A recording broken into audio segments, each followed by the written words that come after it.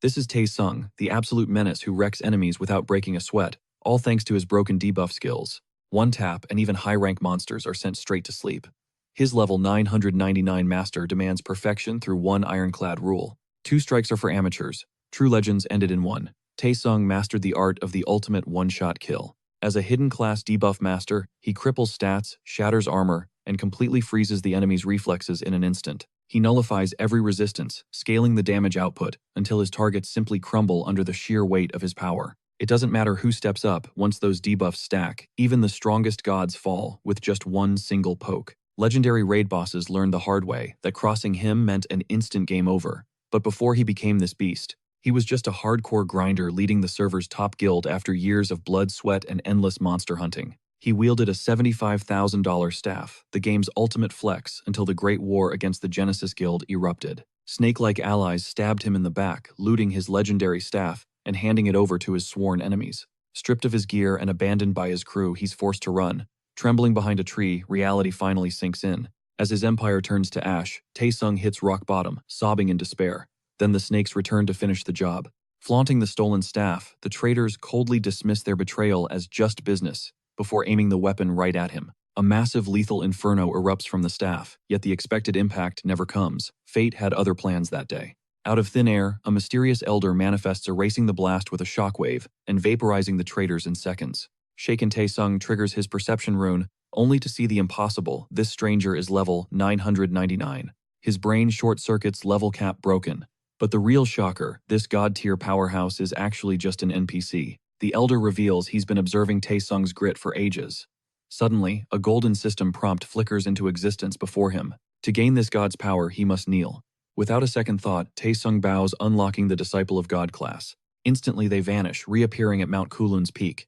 Without warning, the old man boots Tae-sung straight into the crystal lake. Submerged in the depths, the system announces the start of purification, and an agonizing soul-tearing pain begins to surge through him. He nearly pulls the plug to escape the torture, but the burning memories of his betrayal fuel his will to survive. Visualizing those traitors laughing with his gear, he chokes back the tears and endures the hellish process for an entire hour. He emerges feeling like a literal god until he checks his status window. His level didn't just drop, it plummeted from 220, all the way down to level 1. As panic sets in, the master explains his former stats were completely trash and rotten. They were dead weight, holding him back from true greatness, so a total reset was mandatory. But there's a massive upside. He will now rake in 20% more experience than anyone else. Tae-sung is hyped until the master drops a bombshell. He has to endure that hell 100 more times. For 99 grueling days, he is beaten and broken in the freezing snow. Needles, poison, and relentless torture define his training as he crawls toward the finish line. Finally, the last day arrives. The master bestows a final gift. The disciple tag is gone, replaced by the broken secret class debuff master. From the ashes, Siegfried is born. His ultimate mission, to hunt down and destroy the 7 successors of his master's ancient rivals. Thrown back into the world, Siegfried lands in a dense forest instantly, staring down a massive threat lurking in the shadows. A level 25 mutant tiger charges fangs bared, but it is carrying something weird, a tiny hamster trapped in its jaws. Armed with nothing but a sharpened stick, Siegfried lunges forward, aiming a desperate strike directly at the beast's skull. 0 damage. The stick bounces off. Smirking, he ignites his debuff skills, weakening the tiger's soul before launching the second blow. The tiger collapses instantly. As the hamster escapes, Siegfried's level rockets from 1 to 15 in a blinding flash of light. This round, chubby ball of fluff starts talking trash. Siegfried just walks away, leaving the panicking pet to beg for mercy. The system forces a soul link, sharing their levels. The pet is stuck with him, and Siegfried is clearly the one in charge. He dubs this great spirit with the most disrespectful name ever, Ham Ham. The little creature is absolutely fuming with rage. What was that squirt? Siegfried ignores the salt, telling the fuming furball they need to grind some serious power first. Deep within the city, the Mercenary Guild receptionist, a sharp NPC named Jericho, watches our hero approach the front desk. She welcomes him with a professional smile, asking what brings a low-level player like him to such a dangerous hub. Siegfried demands a mercenary license. It is the essential first step if he wants to reclaim his former glory and dominate rankings. Jericho acknowledges his status as an immortal player, but even for him the rules are set in stone, no free passes. He must endure a trial to prove his worth. Little does she know, this debuff master is simply built different. After hunting down low-tier mutants, our hero flashed a rare trophy to prove his elite status. The clerk gasped, identifying the jagged claw of a mutant tiger, a prime material for crafting gear. Siegfried started flexing, recounting how he absolutely bodied those white tigers on his journey here. This feat locked in his license, leaving the man shook, yet he still doubted this young rookie actually soloed such a beast. The skepticism forced our ragged hero back to a humble reality. The receptionist led him away to finalize the paperwork, and Siegfried officially became a licensed mercenary. But as he thanked the NPC, a sudden job offer piqued the protagonist's curiosity. Jericho revealed that a massive horde of bloodthirsty mutants was currently blitzing toward their territory. Previous raids had already left the locals traumatized. As our hero processed the escalating danger, the NPC brought up the tiger again, claiming such a monster was a total anomaly. It had never been seen in these lands before, and even weirder threats were now surfacing. Mutant wolves and buffaloes were everywhere. Our debuff master sensed something sus about a level 20 boss, spawning in a low-level starter zone. Something was definitely wrong here. With that said, a quest to defend Berman for a measly 100 gold was offered. Siegfried roasted the trash reward, forcing the embarrassed man to admit Siegfried was their only hope for survival. This region was straight up primitive, the man explained. They'd have to wait a week for any backup. Lacking comms, our picky hero, who usually ignores low-tier rewards, actually decided to make an exception. He figured the massive EXP gains would be worth the grind. To the clerk's sheer excitement, our adventurer accepted the mission. Meanwhile, over at Schreier Castle, a literal bloodbath was unfolding. Amidst the carnage, survivors begged for mercy, only to be ruthlessly executed by a monstrous blade. The creature demanded the pathetic humans bow down, declaring itself the supreme ruler of a higher race. It was the new king now. Back in Berman, our protagonist stepped out of a shop, looking fresh, but his annoying hamster pet immediately roasted him for finally not looking like a hobo. He had to ditch those raggedy training clothes eventually. Plus, our warrior was itching to test his lethal new mace. But when the pet asked for lunch, the MC lost it, since the furball had just devoured an expensive magic stone. The creature, which literally eats money, complained those low-tier stones were basically snacks, infuriating the hero who paid a fortune for them. Just as they were about to scrap, three strangers approached, recognizing the man who soloed the tiger. They'd heard the rumors of his legendary kill. A man named Manbok Jang stepped forward to introduce himself. He was joining the quest too, along with his comrades Thompson and the ally Ruigi. Ruigi was instantly obsessed with the cute spirit. The MC realized these were the fellow players the clerk had mentioned earlier. Deciding to play nice, the protagonist reached out for a handshake and introduced himself. Suddenly, the trio officially nominated him as their raid leader. They insisted Siegfried take the lead since he was a verified tiger slayer. Their honesty actually surprised him. And just like that, a party was formed. Thompson looked for orders, and the new leader stepped up. Following the clerk's intel, they headed straight for the ranch, the epicenter of the monster onslaught. The ranch was pure chaos as steel met fang. Manbok Jung found himself pinned by a savage wolf and screamed for Thompson to move. Suddenly, a spear pierced through the beast's chest. As the old-timer lamented his fading youth, his comrade sensed a massive presence closing in fast. Manbok Jang turned to see a level 25 nightmare, a mutated buffalo thundering toward them, pulverizing the earth. As the group scrambled for cover, our hero locked onto his target. He charged his mace with a heavy strike and smashed the beast's skull. The buffalo collapsed instantly, and the massive EXP surge pushed our hero to level 20. But the MC, who dreaded being exposed by other players, realized that solo play was way less of a headache. He couldn't exactly flex his OP debuffs in public. His teammates rushed over, and he played it off cool. Shrugging off a brutal impact, the big guy insisted he was totally fine before the hero could even check on them. Being a sturdy tank saved his skin, but his teammate was chugging potions and completely out of commission. Manbok Jang gushed over that insane one-shot kill. After slaying a tiger, this was just another Tuesday for our hero. Siegfried played it cool, but the atmosphere shifted. A chilling command echoed, forcing every monster to suddenly retreat. As the beasts vanished into the trees, the tank breathed a sigh of relief, thinking the quest was finally over. But Siegfried wasn't buying it. Something felt off. It was like these monsters were moving under a single sinister will. They were moving in perfect unison. Right then, a new notification flashed. Quest updated. Investigate the anomaly. The system needed to know why these loners were acting like a coordinated pack. The real grind was just beginning. He told his crew to head back to the barracks. He was going solo to scout the area. Despite their protests, the young warrior assured them he'd be fine after all. He hadn't taken a single scratch. The little hamster puffed out its chest, vowing to protect him. The tanker could only stare in pure disbelief. His buddy was once again smitten by the fluffball, but as our hero moved deeper, his worst fears were confirmed. Following the trail, he realized the terrifying truth: this monster army was marching straight for the neighboring domain. The tracks led right to their doorstep. Suddenly his pet tugged on his sleeve, pointing towards something massive. He almost scolded the little guy for wandering off, but the pet was actually alerting him to a hidden danger. Before him stood the desolate Schreier Castle. It radiated a bone-chilling aura of pure emptiness. Pushing the doors open, his jaw dropped. Hundreds of monsters were kneeling in total submission to one terrifying being. Meet Gorgor, the legendary Golden Goblin Lord, a beast with the absolute power to dominate all monster kind. A myth that only surfaces once every few centuries. The hero finally understood the sheer scale of the nightmare ahead. With the mystery solved, the hamster looked up, curious about their next suicidal move. Siegfried knew he was outmatched. He had no choice but to retreat and regroup at the military barracks. A stern, bald commander approached with an apology. This was Bullrich, the high-ranking leader of the Bierman army. Our hero introduced himself, but Bullrich already knew the name.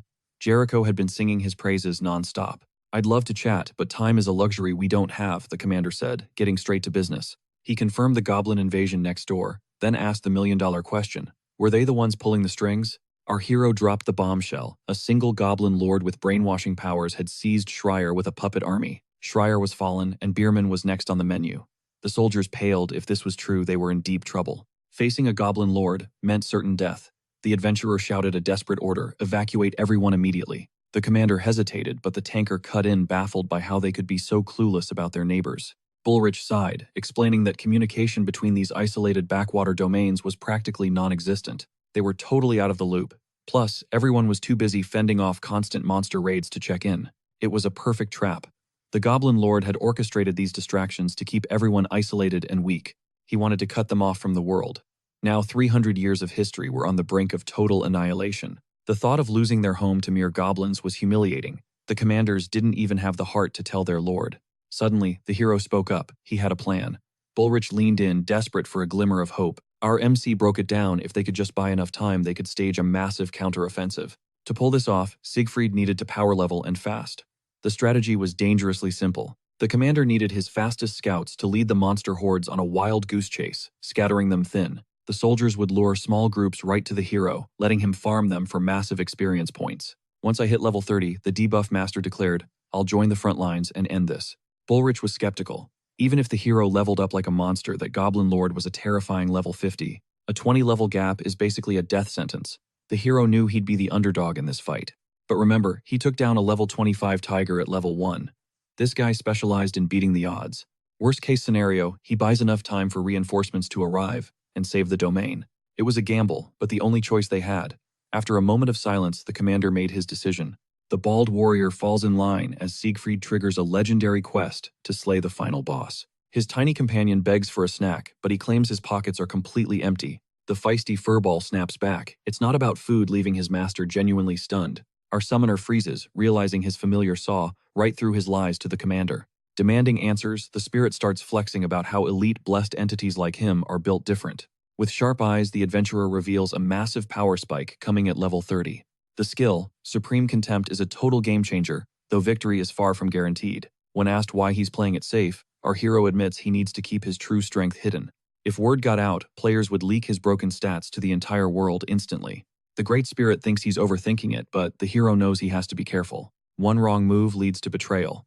Suddenly, the tank interrupts his secret meeting with the bald man. He offers a quick apology for taking the lead, but the squad is already locked in. The swordsman logs out to hit the hay, warning our hero that he's grinding way too hard. Deciding to call it a night, the hamster looks up at him with one final question. He confirms it's time for a break, tossing the furball some cash for a luxury treat. The spirit is hyped, but it quickly realizes its master was capping about being broke. As he disconnects, the hero admits his deception before waking up in the real world. He climbs out of the capsule, feeling like a wreck, his back screaming for some actual food. But with no time to spare, he chooses a quick nap over a meal to recharge his brain. Reality sinks in. Berman is ashes, and he's officially flying solo in this cruel world. He thinks back to meeting Dias and snagging that rare hidden class for his new mission. Protecting Berman is the goal, even if he originally joined for the bag and some cold revenge. But now, he's actually vibing. It's a relief to know his inner child is still alive. He's itching to dive back into the grind, but his bed is calling his name. Forget sleep, he's heading back to the VR world to hit max level before the ultimate showdown. A sudden knock at the door breaks his focus, and he cautiously peeks outside. No visitors were expected, yet 2 workers are standing there with a brand new capsule. He's confused since he didn't order a thing, but the paperwork has his name and address. The delivery guys are just doing their job, handing over a cryptic note to the hero. The message praises him for unlocking code 007, a feat only a legend could pull off. It all clicks. This is a perk of being a deep master, where hidden classes get insane rewards. Hive sent this as a gift, and the young man is absolutely losing it with joy. He swings the door wide open, inviting the crew in with drinks and a huge smile. The workers are stunned by his sudden energy, unaware they're being watched from the shadows. Mr. Lee reports back to HQ, confirming the high-tech capsule is officially in the building. When questioned why they'd drop a fortune on a complete stranger's setup, the boss struggles to find words, eventually claiming he feels a strange bond with the hero. Both are hidden class players, and this new rig is straight out of the Genesis Guildmaster's ads. It's the Ogre, a beast of a machine that most players could only dream of owning. Now this top-tier gear is sitting in his room, and he's literally drooling over it. He still can't believe Hive dropped tens of thousands on him just for code 007. Sleep is officially cancelled. It's time to see what this monster machine can really do. Logging in feels different. The comfort and hyper-realistic graphics put his old rig to shame. His senses are dialed to 11. He can actually feel the scorching heat and burning atmosphere. But wait, this level of realism is terrifying, and something feels dangerously off. Curiosity led him straight into a nightmare as he stared speechless at the village, engulfed in flames. Vicious monsters were tearing through the guard lines while sadistic goblins cackled, relishing every bloody stab. Our protagonist froze, processing the carnage until a desperate shriek pierced the air. It was his own pet. The hamster was sprinting for dear life, with a mutated wolf snapping at his heels, fearing his end. He cried that a sacred beast deserved a better exit, but before he became wolf snack, Siegfried intervened. He delivered a skull-shattering mace strike to the beast, leaving the hamster in total shock at his rescue. Siegfried reached for the fluffy spirit, but the little menace lunged at his face, screeching at him. It raged about being left behind to die. Siegfried demanded a sit rep, but the hamster just gestured around. The second every player logged out, the Goblin Lord seized the opportunity to strike the town. His army launched a full-scale invasion, and the local defenses were absolute jokes against their overwhelming power. This cowardice ignited a fire in Siegfried's soul. These monsters really waited for them to log off. Pathetic. He realized he was the solo player left to defend the walls, a fact the grumpy hamster confirmed. The pet blamed him for the mess, but our hero just smirked. Now he could finally unleash his power. The hamster felt a chill as his master prepped a mission. Nearby, a goblin licked blood off his blade. The bloodthirsty horde swarmed the remaining guards, who were making a final desperate stand to shield the women. A grizzled soldier gritted his teeth, knowing they were staring death right in the face with the kids. The streets were packed with panicking people, and he found zero ways out of this living hell. He was fuming with frustration. Just as he prepared for the end, a massive goblin lunged with a cleaver. Suddenly, a mace came hurtling through the air, crushing the monster's skull instantly. The soldier was stunned. A blur of motion shot past him, snatching the weapon mid-air. It was our main man back in action. He activated Heavy Strike and turned another goblin into mush. The stunned guard finally recognized their legendary savior. Siegfried gave a sharp nod, signaling he was up to speed before barking orders at the exhausted soldiers. He told them to prioritize the evacuation while he soloed the horde. But since he was a mercenary, the guard insisted on backing him up, only to be totally confused when the kid thanked him with a smile. Prepping his twin debuff skills to cripple the enemy, Tai-Sun Han made it clear he preferred fighting as a true lone wolf. The confusion lingered, but the guard leader respected the grind and stopped. He handed over a belt stacked with top-tier potions, earning a rare moment of gratitude from our protagonist. The man admitted his pride took a hit by leaning so hard on a lone mercenary to survive, but he chose to trust the results over his ego. Meanwhile, Tai-Sun Han stepped forward. He figured that flexing his god-tier powers in front of NPCs wouldn't cause much of a scandal anyway.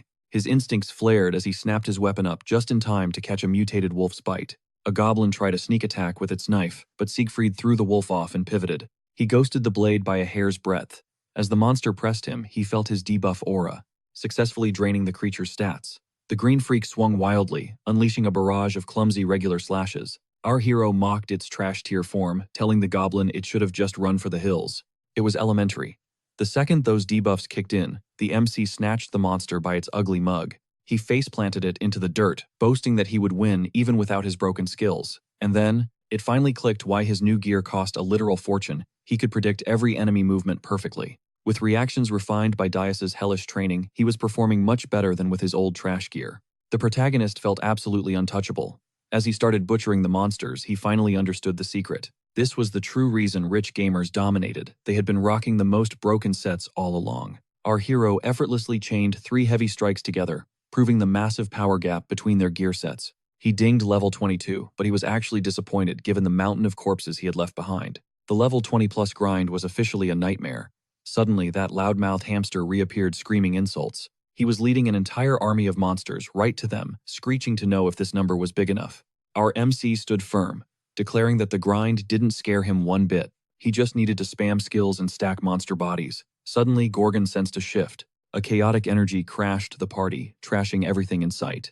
He crushed a soldier underfoot. He mocked him as a small fry who might actually become a problem if left to evolve. The beast realized this guy was built different. The battered commander looked up in shock. He knew instantly it was our hero. He white-knuckled his blade, ready for a final stand. Anything to buy the kid time to hit the next level. The bald warrior was locked in. He stood between the golden goblin and his ally, trash-talking the monster, before swearing to end it. The goblin lord just laughed. Getting flamed by a weakling was actually kind of hilarious to him. This loser couldn't even protect his master.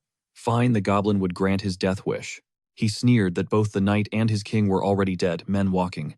Terror gripped the commander. He prayed our hero would power up fast. Rewind 30 minutes. Ham was hard passing on the mission. He didn't want to be monster bait, but the hero insisted they had no choice.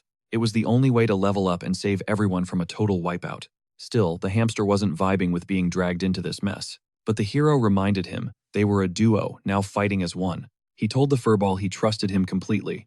That's all it took for Ham to fold.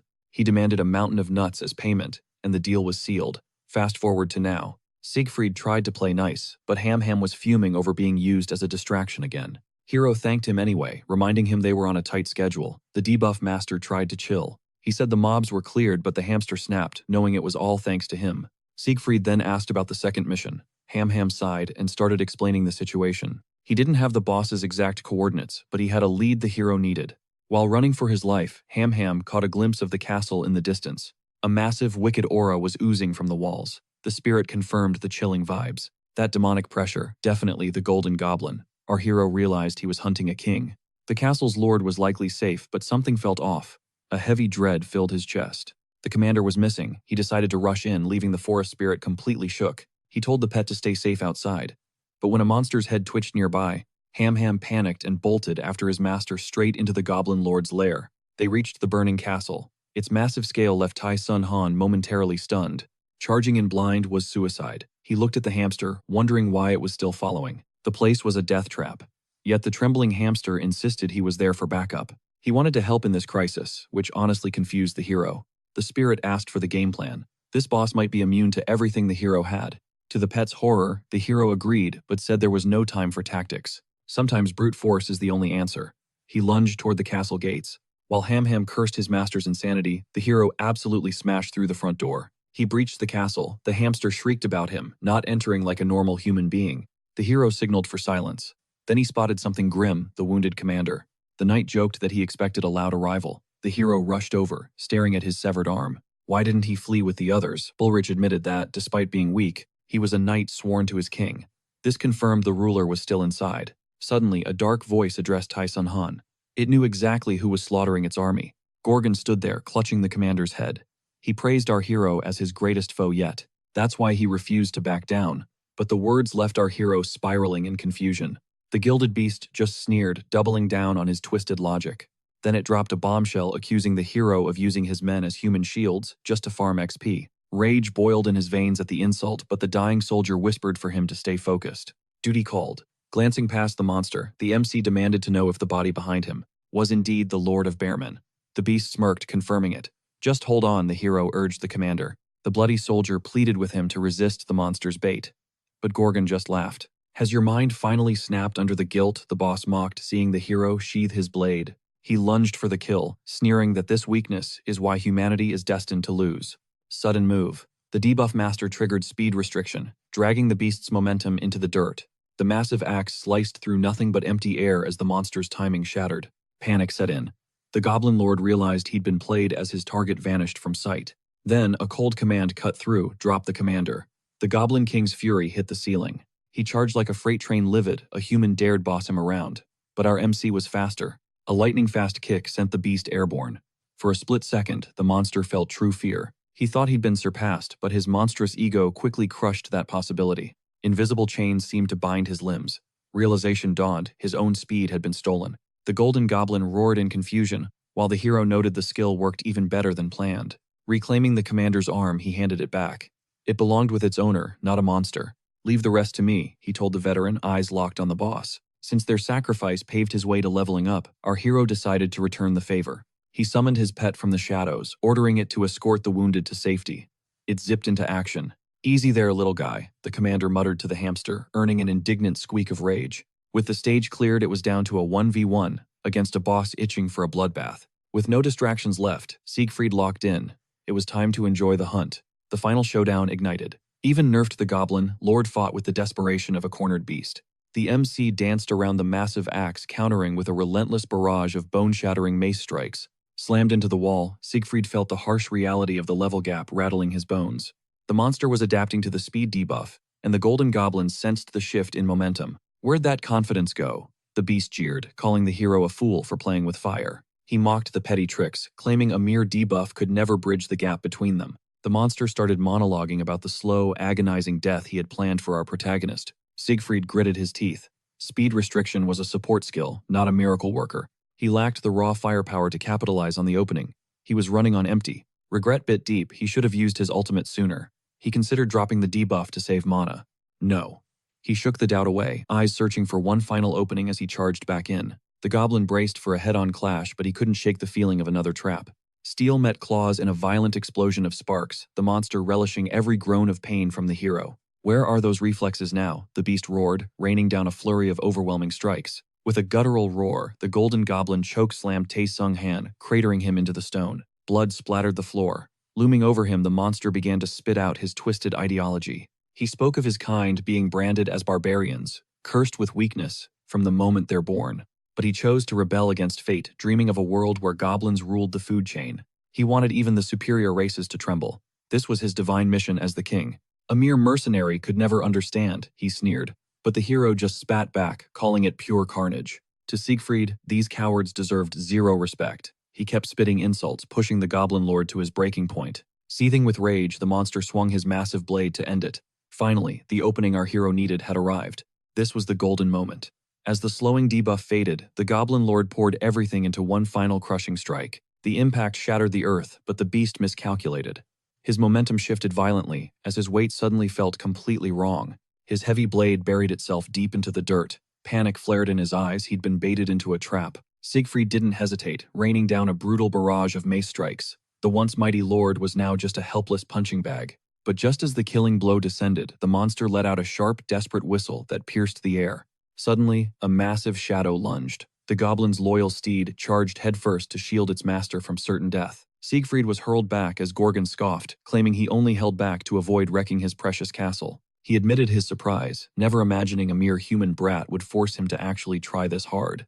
Then the monster smirked. The games were over. His real power wasn't strength, it was the dark art of brainwashing. He prepared to unleash his ultimate creation, a terrifying mutant slave under his total control. Without warning, he commanded the beast to attack. The mutated tiger blurred into motion, its razor-sharp claws gleaming with lethal intent. It slammed Siegfried into the stone wall with bone-shattering force. Gorgon cackled, telling the hero to feel honored. Dying in a royal castle was a privilege, right? But through the dust, Siegfried's voice rang out with chilling confidence. "You're the only one dying today," he growled, recalling the monster's insults about him being just a lonely mercenary. The beast claimed he lacked vision, but Siegfried was about to prove him dead wrong. In a flash, he unleashed Supreme Contempt. This legendary skill negated the Lord's damage while making his own attacks lethal. Despite the monster's higher level, Siegfried stood his ground, a dangerous glint flickering in his eyes. "I'm no ordinary sellsword," he roared, launching a final strike. "I am the debuff master." As the Goblin Lord crumbled and the quest clear screen flashed, Siegfried knew he was destined for greatness. He was born to stand at the peak. As the sun dipped below the horizon, this bloody chapter finally closed. The mind-controlled monsters were finally liberated. With the Golden Goblin erased from existence, Monbok Jang cuffed one of his men, a grin spreading as he realized Siegfried had actually pulled it off. Every last goblin was dealt with. Soon the survivors began banding together to pick up the pieces. They fought to rebuild their home. Meanwhile, back at the barracks, Siegfried slammed back a high-grade potion with pure satisfaction. As his HP bar filled up, he shouted that nothing beats a cold potion after a life-or-death brawl. The onlookers stared, but Siegfried was lost in thought, still buzzing from taking down a boss entirely solo. He knew it was a gamble. If his mana had run dry before that final skill, he'd be toast. That monster nearly had him. Luckily, his level gap ability was leagues ahead of his standard debuffs. But with such a massive cooldown, he had to be smart. Just as he was plotting his next move, realizing his secret wouldn't stay hidden for long, a familiar face approached to check on his wounds. It was the one-armed commander Bullrich. The bald veteran beamed, praising the kid for his insane combat energy. Siegfried looked better already. When asked if he needed sleep, Bullrich just laughed, claiming he was dying of boredom. He had orders to escort our hero to the inner sanctum. Siegfried immediately asked how the Lord was holding up. The man was in rough shape earlier, but Bullrich confirmed the Lord pulled through thanks to Siegfried's timely arrival. His health was returning. Bullrich chuckled, noting his master's incredible warrior spirit. Warrior health. Siegfried doubted that, recalling the man's frail state. He then glanced at Bullrich's empty sleeve. He apologized quietly, feeling guilty that the commander lost an arm because he didn't arrive sooner. But Bullrich just smiled. He felt nothing but deep gratitude toward the young man. Siegfried had saved the entire domain. To Bullrich, a single arm was a small price for his people's safety. His homeland was secure, and that was all that mattered. Siegfried nodded, recognizing a true, selfless knight. The compliment turned the commander red. He urged Siegfried to hurry inside as the entire castle was waiting. Baron Bergman greeted them, his hands shaking with emotion as he faced the savior of his lands. Siegfried was relieved to see the old man standing. With a confident smirk, he finally introduced himself. The name Siegfried carried massive weight, forcing the Baron to bow low before his legendary savior. He tried to act humble, but a savage back spasm suddenly sent him hitting the dirt. Guards scrambled to his side, while the hero remembered the commander's warning about the Baron's health. The old man winced and apologized, admitting that his recovery was far from over. Before the thanks could continue, Siegfried played it down, claiming he was just a paid soldier. He insisted he wasn't special, but the Baron dismissed his modesty as total nonsense. He had risked his life to shield Bierman single-handedly, saving their peaceful land from ruin. He'd crushed the goblin threat, and Siegfried's eyes sparkled the moment a gift was mentioned. It was his quest loot. Overjoyed, the young warrior followed the old man deep into the castle. He hoped the reward matched the hell he'd survived. As they entered the grand fortress, Siegfried recognized the chamber from his Gorgon fight, but its true massive scale was absolutely mind-blowing. It looked like a holy altar. The Baron explained how his ancestor, a master collector, built this vault. He built it for his treasures, but only a few rare relics remained after centuries of loss. Without hesitation, the old man told the boy to take anything he found valuable inside. Siegfried opened the box and froze. It was a coupon for the legendary Mercedes Atelier. For millennia, the continent had seen the simultaneous rise of magic, science, and master forging. These three paths eventually merged, fusing into a single craft that defied the laws of nature. This birthed artifacts, the pinnacle of smithing and alchemy, guarded by the world's three great workshops. They dominated the artifact market, starting with Autonica, the masters of futuristic, high-tech gear. Then came Birth, the chameleon's deadly weapons, but the Mercedes Atelier remained the undisputed G.O.A.T. These three companies were legends across the continent, famously known as the Three Great Workshops. The prize for slaying the Goblin Lord was a golden ticket to the world's finest forge. Seeing the coupon's power, he realized it could flawlessly enhance any item to perfection. He had 12 uses regardless of level. Siegfried was stunned. This was worth over 1,000 gold. The Baron explained that 700 years ago, a struggling Mercedes Atelier faced total bankruptcy. They sold these coupons for 1,000 gold, an insane price for a brand new, unproven shop. It was a tiny atelier until one legendary individual stepped in to save the future giants. That savior was none other than the Baron's own ancestor, the great Count Graham. Whether it was a genius investment or pure pity, the Count's gamble changed history forever. That move brought insane profit, and now the Baron knew exactly what to do next. The coupon finally found its true master, even if Siegfried worried the reward was too massive. The old man insisted it was never his to keep. It was destined for a true hero. It was meant for a worthy descendant of the Count, but that heir never appeared. Seeing the Baron struggle to praise his own son, Siegfried realized the kid was likely hopeless. Then the old man asked for a favor, instantly piquing our protagonist's burning curiosity. He explained that during the battle he briefly woke up while being carried to safety. In that moment he saw the fierce, unstoppable fire burning within the young man's eyes. Siegfried turned red as the noble began praising him, claiming he saw true greatness then. He was destined for fame, so the Baron asked him to look after his son. The noble wanted to make a legendary investment of his own, just like the Count did. His intuition was sharp despite his quirks. After a moment of thought, the hero finally agreed. He promised to help the noble's son, triggering a new quest to the bustling capital. To repay the father's kindness, he accepted, then realized he probably got the coupon anyway. He felt slightly scammed, but as he left the castle, he began planning his next move. That Mercedes coupon was his golden ticket. Selling it would make him insanely rich overnight. A ticket to clearing his crushing debts and snagging a luxury condo for his mom. Yet a chilling thought crossed his mind. He could practically hear his master's roar, envisioning the brutal beatdown he'd receive for such a brain-dead blunder. Opting for caution, he stashed the plan for later, knowing plenty of other ways to stack that gold existed. Suddenly, Siegfried realized his hamster had vanished, nowhere to be found after a whole day of radio silence. He prayed his furry companion hadn't gotten tangled in another shady side hustle. Speak of the devil. The great forest spirit was out there, shamelessly shaking its belly and twerking for a crowd of bewildered spectators. While adventurers goggled at the creature's sheer cuteness, it made one thing clear: these pro moves weren't free. The little diva bagged an acorn reward, but instead of stopping the hyped-up furball, decided to level up the act by mocking its idiot owner, completely oblivious to the shadow looming behind it. Tae-sung-han stared down the shameless rodent, catching it red-handed in its disrespectful performance. It'd do anything for a snack, but claimed being broke forced its hand. As they bickered over the pet's expensive taste in monostones, Manbok Jang interrupted, announcing they had been hunting for him. The hero mentioned his royal appointment, prompting the man to remind him about the unpaid commission fee he was there to collect, especially since the fat one bragged about his massive in-game payday. It was a record-breaking haul, unlike his buddy who choked and bailed at the final second. Tae-sung-han kept quiet about his legendary workshop coupon, letting the man enjoy his moment of pure bliss. The receptionist greeted him warmly, and the protagonist genuinely felt relieved to see a friendly face. Thanks to the hero's intervention, he'd escaped unscathed even if the guild hall was now a total wreck. Repairing the structural damage would cost a fortune, but Jericho still handed over the promised bounty. 5,000 gold landed in his pockets. The hero apologized for the wreckage before the receptionist winked. Sensing the hidden rewards from the Lord, the NPC promised to keep things hush-hush, a total bro move. With that settled, the hero dropped a heavy question, instantly grabbing the guild worker's attention. The Goblin Slayer needed the tea. Where exactly were the remains of the Golden Goblin? Jericho pointed him toward the Blue Man's Lake. He revealed a dark detail. His lordship had impaled the Goblin Lord on a stake as a brutal warning to any deserters. Jericho called it a massacre, but the hero realized the old man's heart was colder than ice. Quest complete. The young warrior prepared to leave, reflecting on the insane level gains from his short stay. Had Dios planned this power-up from the start? It felt too perfect to be a simple coincidence. He whispered a silent thanks to his master for this legendary start. Suddenly, the air turned heavy. A monstrous presence erupted, screaming for its disciple and demanding to know if he was inside. The ear-splitting roar vibrated through the protagonist's skull, nearly blowing his eardrums out. Siegfried froze. The voice felt hauntingly familiar, making him think his master was waiting to ambush him outside.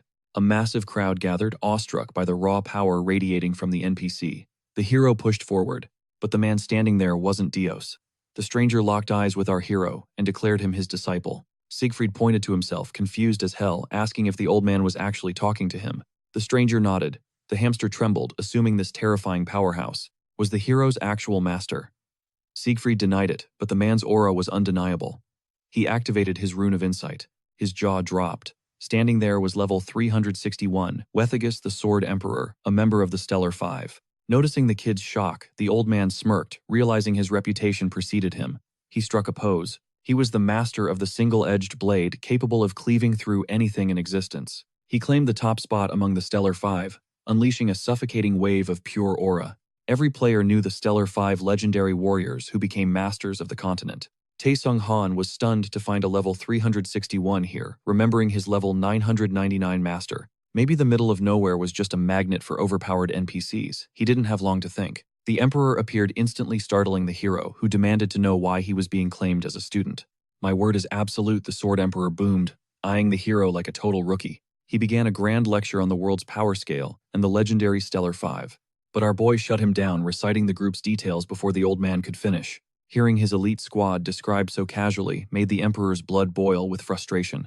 Tae-sung-han dropped a bombshell. He already had a master. The atmosphere turned ice cold. "Dump him," the Emperor scoffed. "A talent like yours belongs under my wing instead." Fuming at the disrespect, Siegfried snapped that the old man needed to watch his mouth. He claimed his master was a god compared to the Emperor, maybe even a sovereign three. "No, Tae-sung-han corrected him. His teacher reached heights the Stellar Five couldn't even imagine." The Sword Emperor scoffed at such a claim.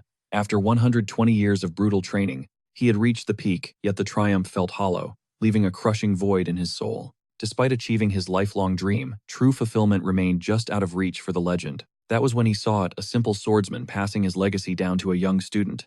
In that moment, the 120-year-old master realized what he was missing. He couldn't let his ultimate techniques die with him. He needed a worthy successor immediately. He scoured every corner of the continent, hunting for a genius to inherit his blade's soul. But every candidate was a bust, either total weirdos or already 1 foot in the grave. Panic set in.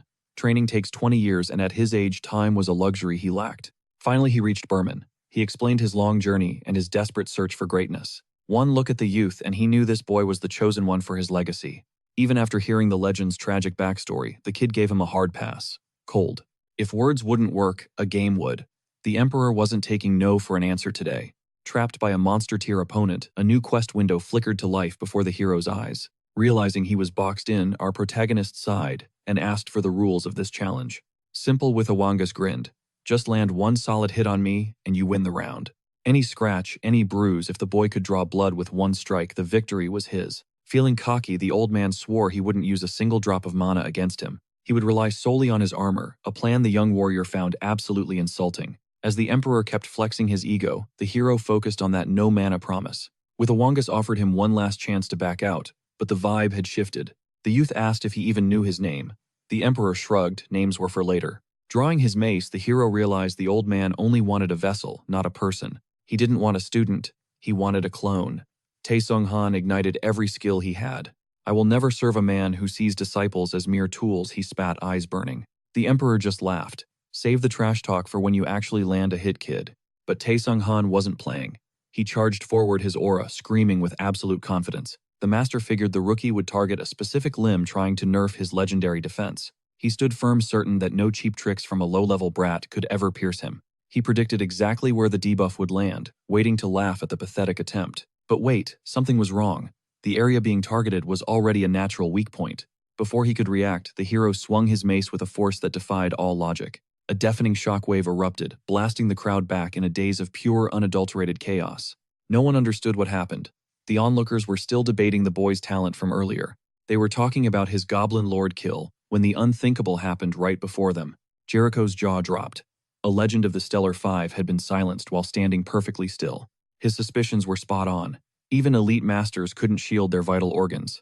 Despite the slight guilt, he swore this would be the last time he played such risky games. But then, a prize was mentioned, and it hit him he'd actually won. Still, Taesung-han's only real wish for a reward was to never cross paths with this geezer again. Suddenly, his dizzy hamster piped up, demanding a sit rep. The youth checked his furball, who grumbled about a massive migraine thanks to the old man's heavy-handed strike, which actually put his mind at ease. Time to bounce, before that swordsman wakes up, he whispered urgently. Wait, he had unfinished business first. Ham chimed in, reminding him they were still hunting for the Golden Goblin. He needed that goblin blood fresh. If it spoiled, he'd lose out on a massive payday at the market. With their goal set, the duo vanished into the shadows. Let's rewind 30 years ago. A level 500 python terrorized the Sahoka ruins in McKellen. It was a legendary hotspot for mid-tier adventurers, usually levels 40 to 60. A massive guild loomed nearby where players scrambled to find the perfect squad, while pros hawked power leveling services for gold. Amidst the chaos, a brown-haired girl looked totally fed up, desperate for a teammate. That's when a random guy walked up, clearly eyeing her recruitment post, offering his services as a dealer to test his new gear. But he was in for a rude awakening, because she only wanted a buffer. He stomped off, annoyed.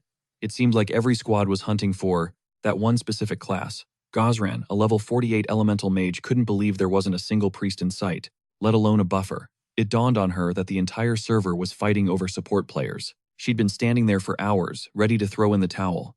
But right as she lost hope, a mysterious new player caught her eye. He looked like a total newbie wandering into the ruins. Curiosity piqued, she popped a rune of insight to peep his stats. What she saw left her completely floored. Gozran intercepted our hero immediately. He and his pet were confused, especially with that shimmering aura radiating off him. Blushing hard, she asked if he'd join her squad. Cut to later, we see the MC settling his bills via a payment kiosk. After that quest, he had to face his real-world nightmare, his father's massive $225,000 debt.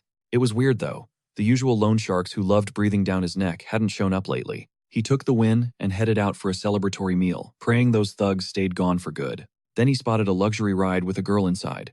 He couldn't help but guess how much that Flexmobile cost, comparing it to the gold he'd just farmed.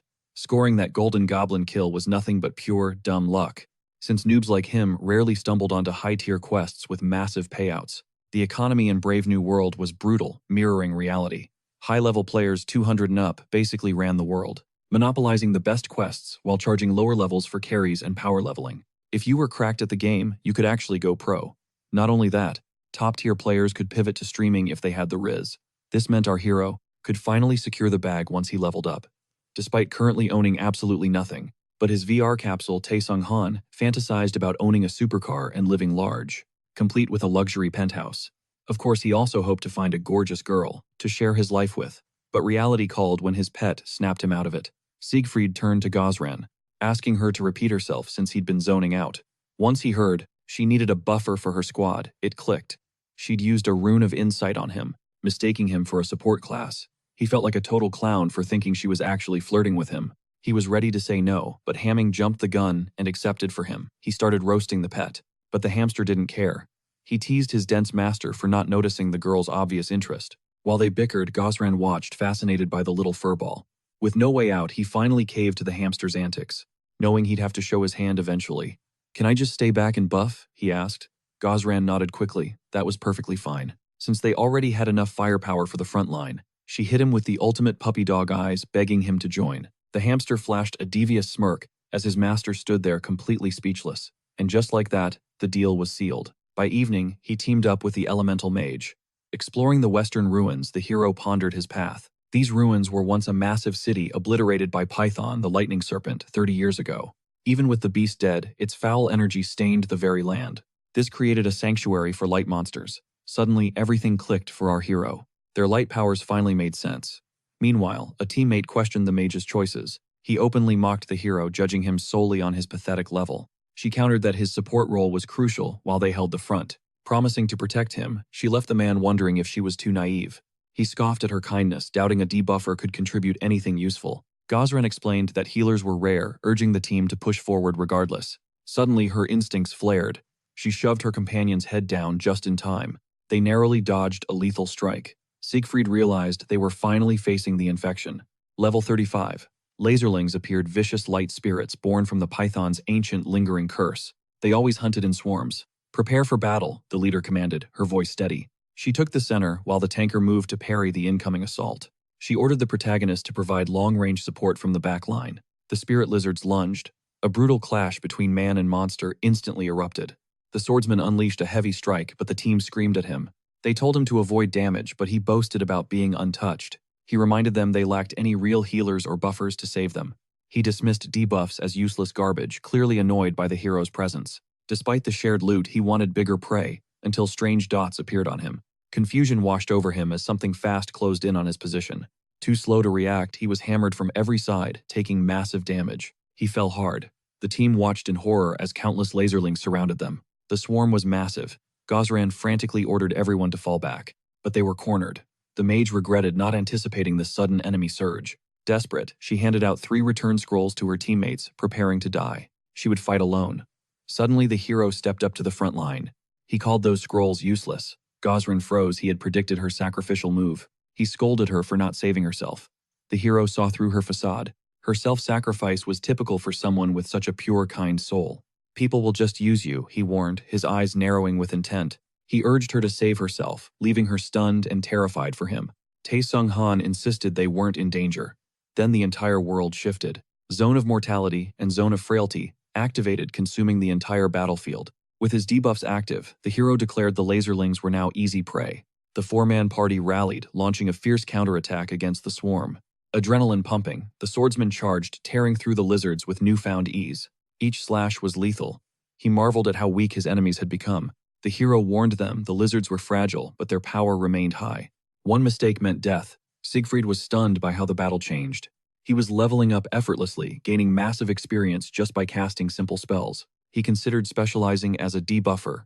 Just then, a warning rang out. A lizard lunged from the shadows, but the mage dove in to protect him. She rushed to his side, checking for injuries, while he breathed out a shaky thank you for the clutch save. Recalling her lightning-fast movements to protect the team, our hero realized her reflexes were absolutely god-tier. She was born to be a high-tier archer or rogue, making him realize she was totally wasting her potential. Instead, she was stuck as an elemental mage, but when the level-up light flashed, everyone's jaws dropped. With the whole party jumping levels so quickly, any outsider would have reported them for straight-up hacking. When a passerby asked about their city raid, Siegfried stepped up to break down exactly how things went down. He grinned, feeling the high of proving his worth to a team that had literally doubted him minutes ago. Suddenly, the loudest skeptic switched up shamelessly, claiming he'd had total faith in the hero since day one. Tae-sung Han smirked.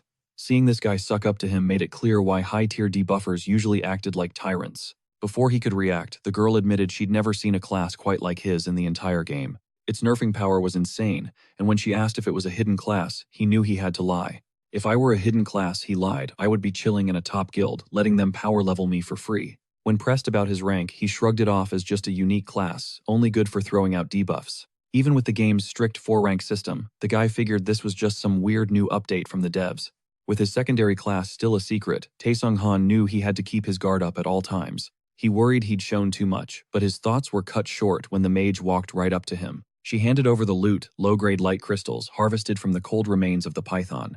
When he hesitated at the massive haul, she insisted that the MVP support always gets first dibs on the treasures. She thanked him for the smoothest dungeon run ever, and honestly, he wasn't about to turn down free loot.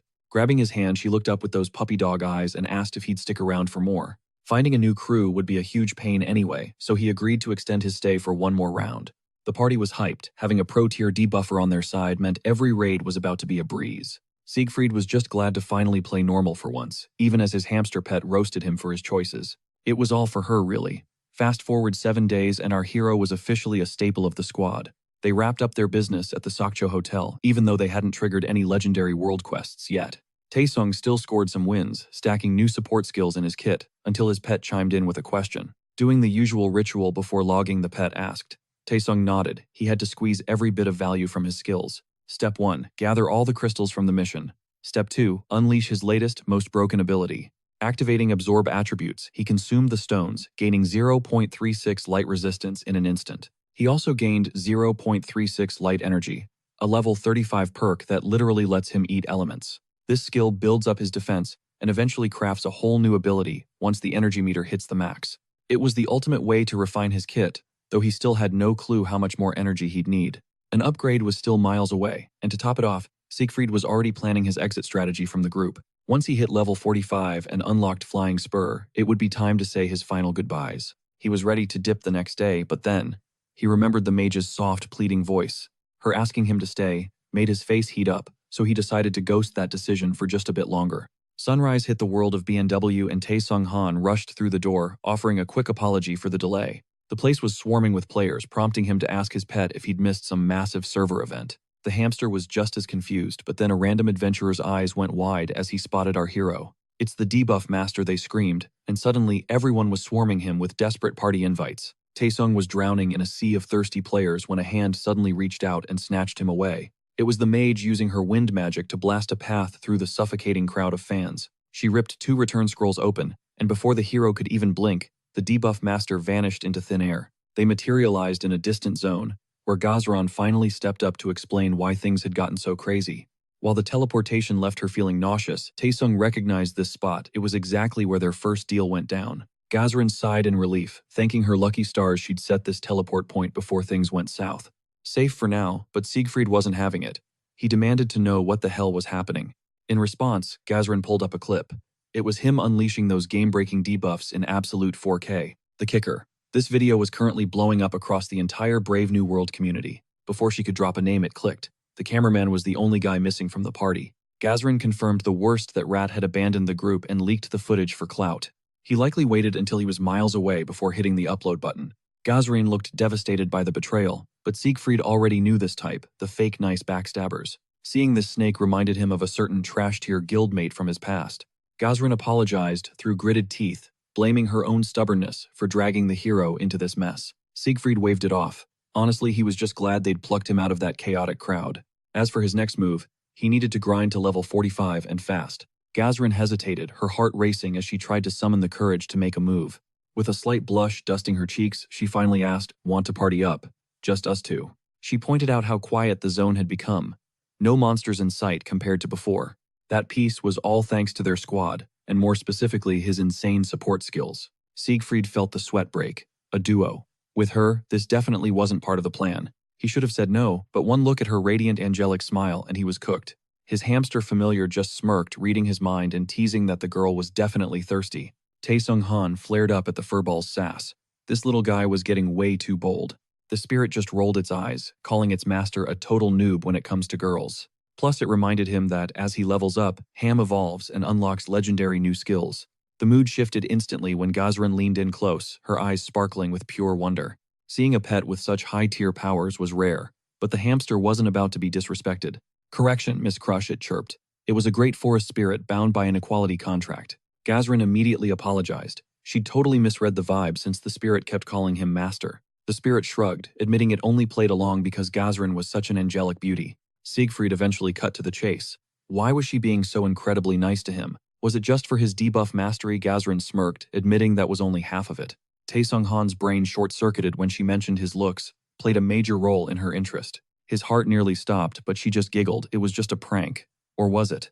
Gazrin admitted she wanted his class at first, but now she wanted him for something else. His curiosity piqued. She looked him in the eye and called him a total mystery. It wasn't just his avatar she liked. She wanted to know the man behind the screen. Flustered, he claimed he was nothing special, but she saw right through his humble front. Through their short time together, she'd already seen the hero's true kind heart. She noted he was no ordinary support. He didn't just spam buffs, he micromanaged their every move on the battlefield. From checking gear durability to counting every last potion, his precision was insane. The mage couldn't help but admit that she'd never seen a support this cracked and attentive.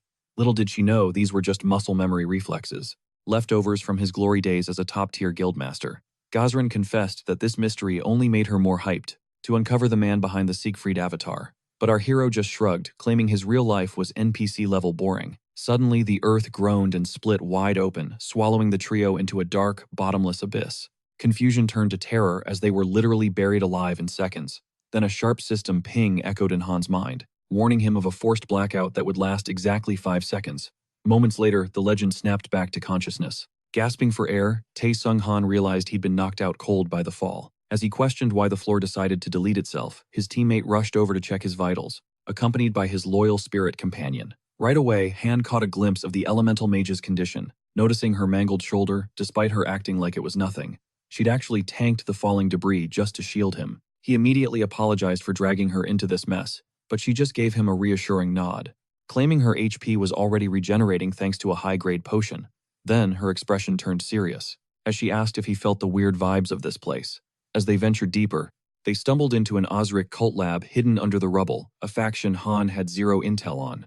Gazrin was equally lost, but the eerie atmosphere told her everything she needed to know. This place was sus. She guessed this underground facility was the ground zero for the recent monster surge in the region. Seeing the piles of lesserling corpses everywhere, it was clear this wasn't just some random basement. A dungeon like this shouldn't even be on the map, meaning they had accidentally triggered a hidden dungeon event. These secret zones were gold mines for unique quests and elite bosses, much like that golden goblin encounter. Gazrin cringed as Han's eyes literally turned into dollar signs, his brain already calculating the massive loot drop. While she worried about their survival in such a high-difficulty zone with just a 2-man squad, Siegfried's senses tingled as someone approached.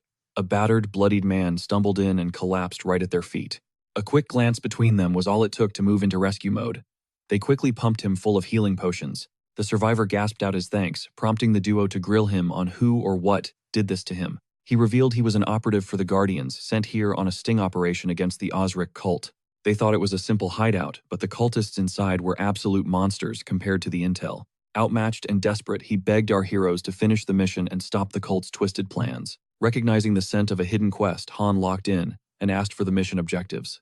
The Guardian explained they had to smash 5 ritual orbs to stop some ancient world-ending disaster from waking up. Suddenly, cultist scouts spotted them and charged in for the kill. Seeing their robes, Han knew the party was officially starting. Han told Gazrin to guard the wounded NPC while he handled the trash mobs, but she warned him it was suicide. Since a support with only debuffs shouldn't be frontline tanking, Han just smiled, noting he owed her one for saving his pet earlier. He then made her promise one thing: turn off the cameras and don't record a single second of what was about to happen. As the cultists closed in, Han took a deep breath, his hidden power beginning to surge. In a flash, he one-tapped the entire squad before they could even scream. Siegfried promised that as long as she kept quiet, this dungeon was already as good as cleared. One survivor was pinned against the wall, looking absolutely terrified. His gear screamed adventurer, but his soul belonged to the cult. Han didn't care about his life story, though. He just wanted the lab's coordinates. Talk, and maybe, just maybe, he'd let the cultist keep his head. The zealot spat back that his kind didn't fear the Reaper. He even had the audacity to threaten Han, warning him of a divine smackdown for trespassing. That's when Siegfried's patient expression completely vanished. Despite his trembling voice, the man claimed torture wouldn't break him. Han just let out a cold chuckle, explaining that he wasn't looking for info, he just needed a punching bag after a boring week of no action. With a terrifying glint in his eyes, Han whispered that he was curious to see just how long that loyalty would last. Terrified of a skull-crushing end, the thug spilled the exact coordinates to the hidden laboratory. A brutal headshot rewarded his cowardice, but the secret location was finally in our hero's hands. He spotted the hunger in her eyes. She was dying to know the truth behind his hidden power.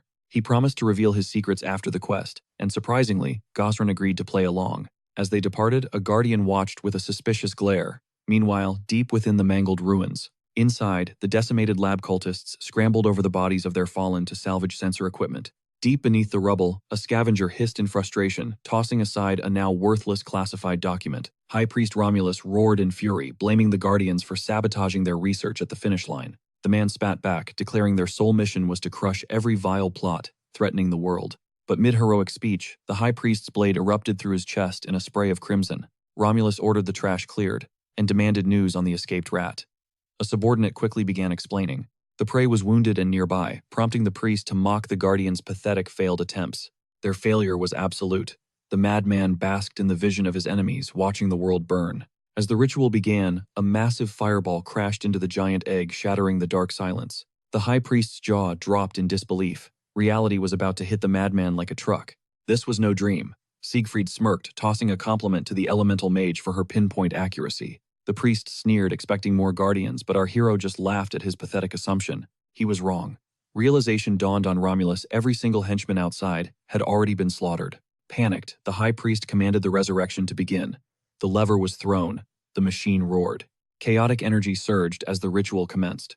New objective: destroy all 5 orbs and do it fast. With only 5 minutes to stop a disaster, Siegfried drew steel, ready to hold back the cultists. He ordered his partner to snipe the orbs. Gosran hesitated, worried, but he gave a confident nod. With the fodder cleared, our protagonist locked eyes with the High Priest. This boss was no joke. He lunged forward like a bullet, shouting for the girl to finish the quest. The endgame started. Romulus barked a death sentence. 2 elite guards charged the distance, vanishing in a literal heartbeat.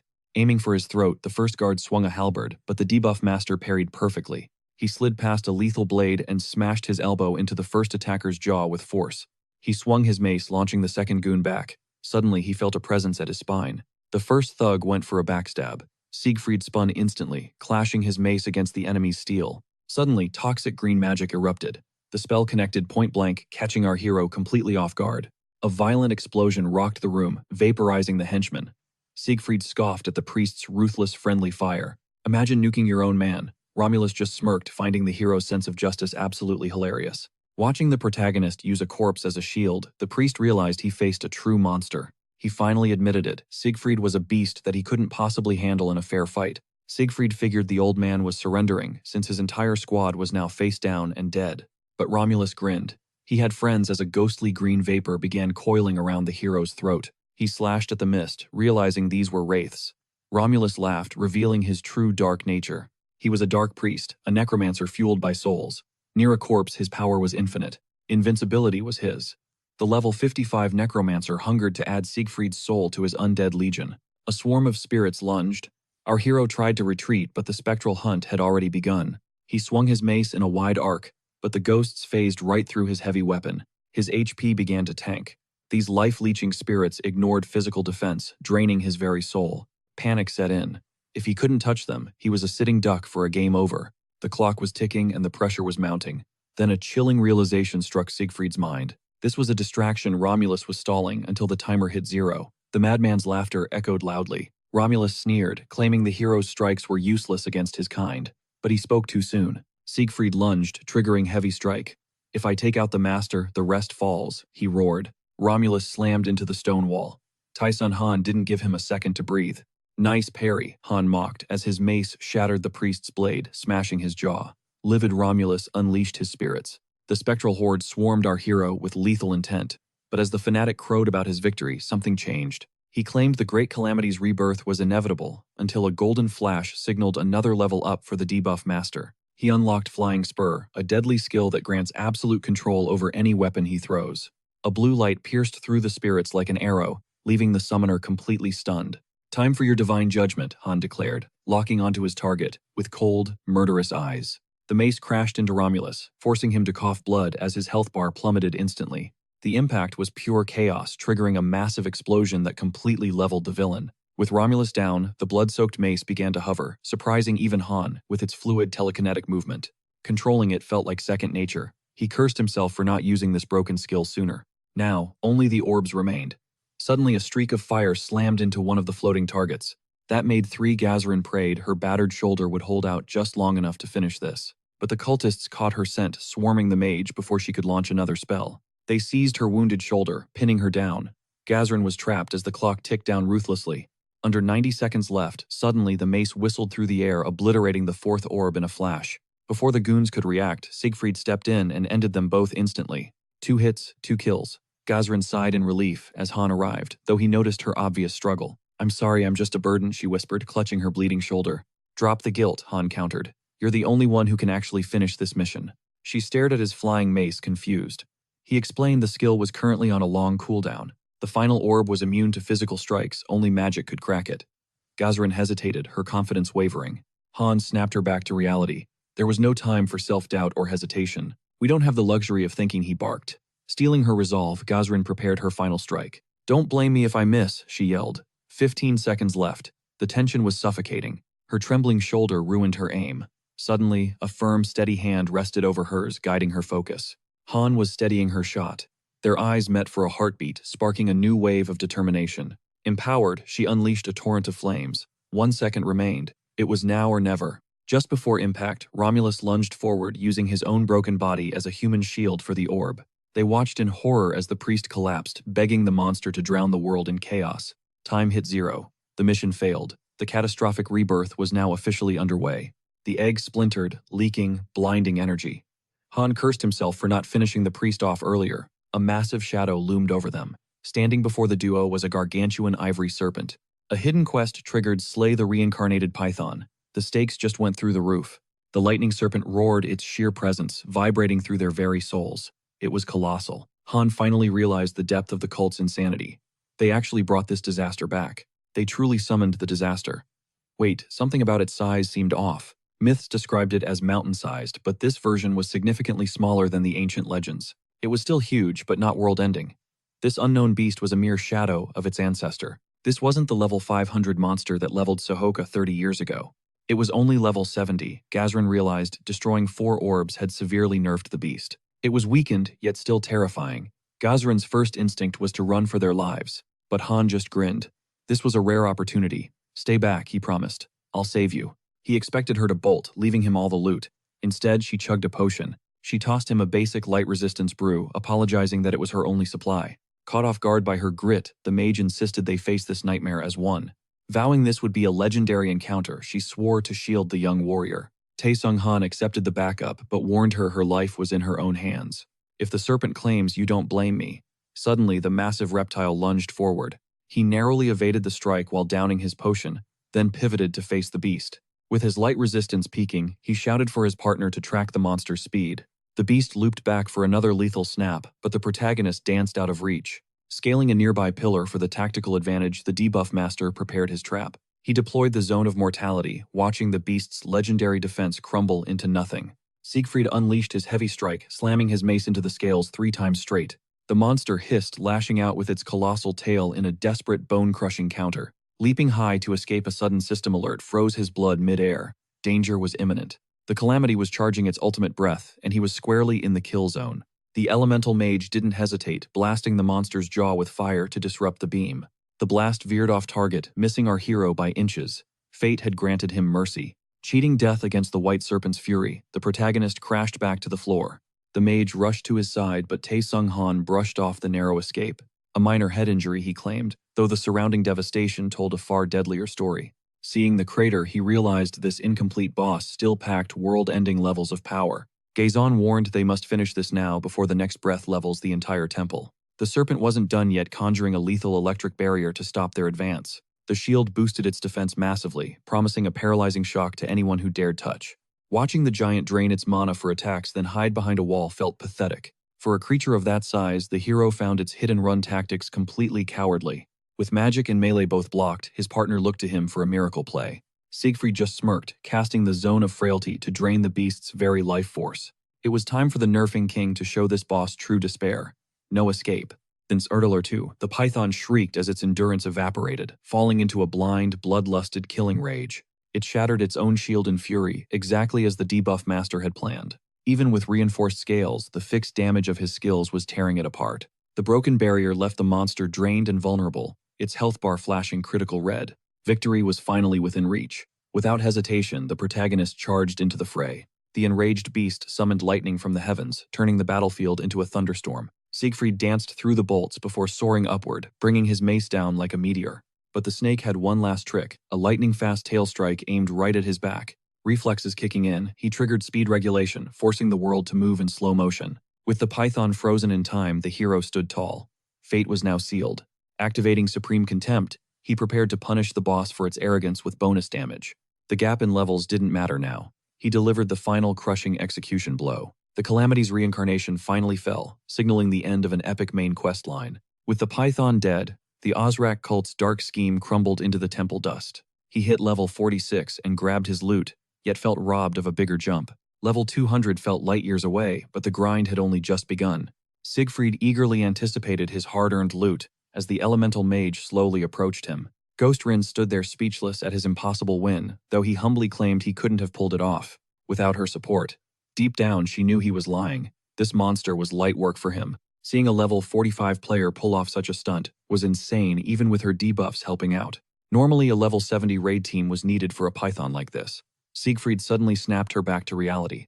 It was finally time to check their rewards, but our hero had an urgent priority first. He insisted on a pressing matter first. Ghost Rin braced herself, expecting another god-tier secret skill revelation. Instead, he deadpanned and asked for rubber gloves. An annoyed Siegfried didn't want to get his hands dirty. He explained that proper butchering was the only way to get the best loot, which she surprisingly agreed with. The duo began harvesting everything: blood scales, meat, and those massive fangs. It was a total loot fest. Ghost Rin couldn't believe the haul. Giant bosses really were the ultimate gold mines in this game.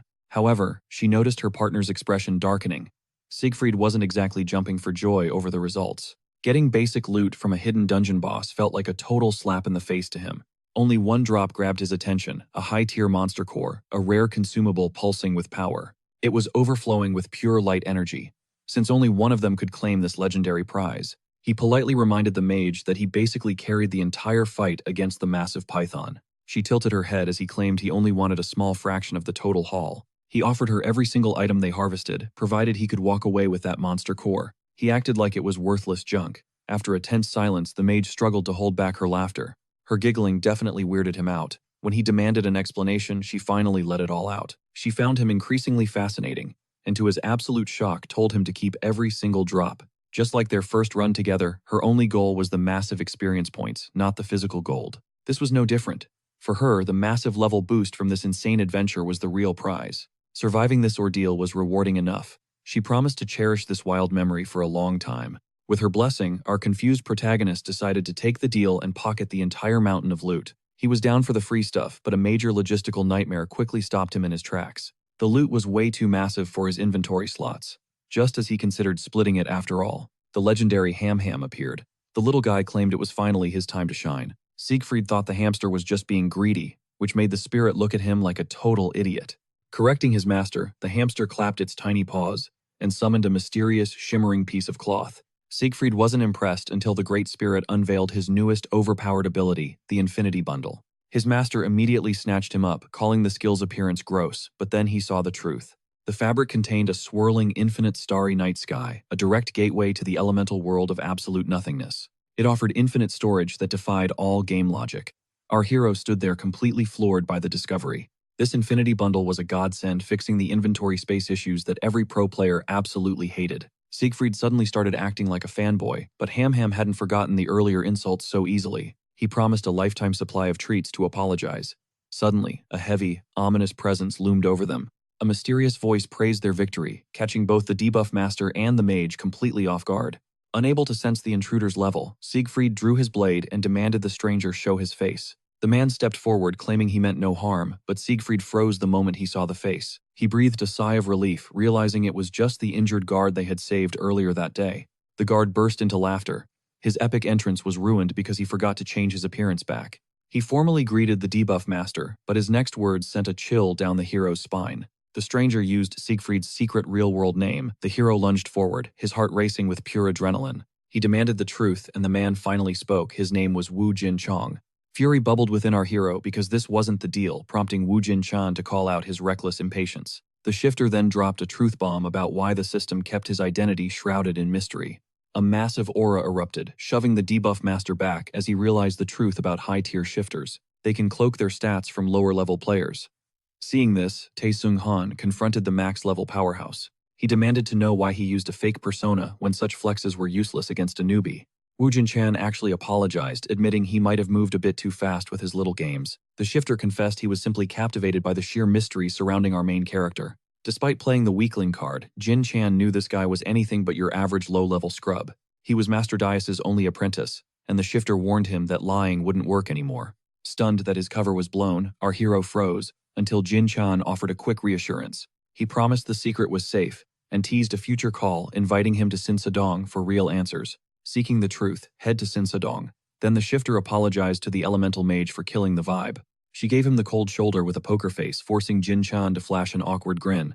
He dipped after wishing them a nice date, leaving our protagonist absolutely fuming at the audacity. Panic set in as he realized a high-tier predator now had his sights locked onto him. Anger turned to pure anxiety since the debuff master couldn't trust a single word from that guy. If he knew the secret, who else did? A terrifying thought began to take root. Was Genesis watching his every move, just as he spiraled toward a total mental breakdown? Smack, his teammate snapped him back to reality.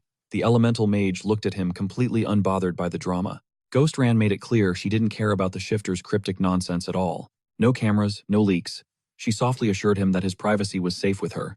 His nightmare wouldn't happen today. Even Ham jumped in to back up his master's confidence. He promised to be his shield if things went south, finally letting the hero breathe a sigh of relief. With a faint smile returning to his face, he thanked his loyal comrades for having his back. Leaving the hidden dungeon behind, our hero said his goodbyes and split from the group. While she stayed to grind some experience in the ruins, our protagonist decided to log off entirely. Even with the pep talk, the fear of his real-world identity being leaked kept him on edge.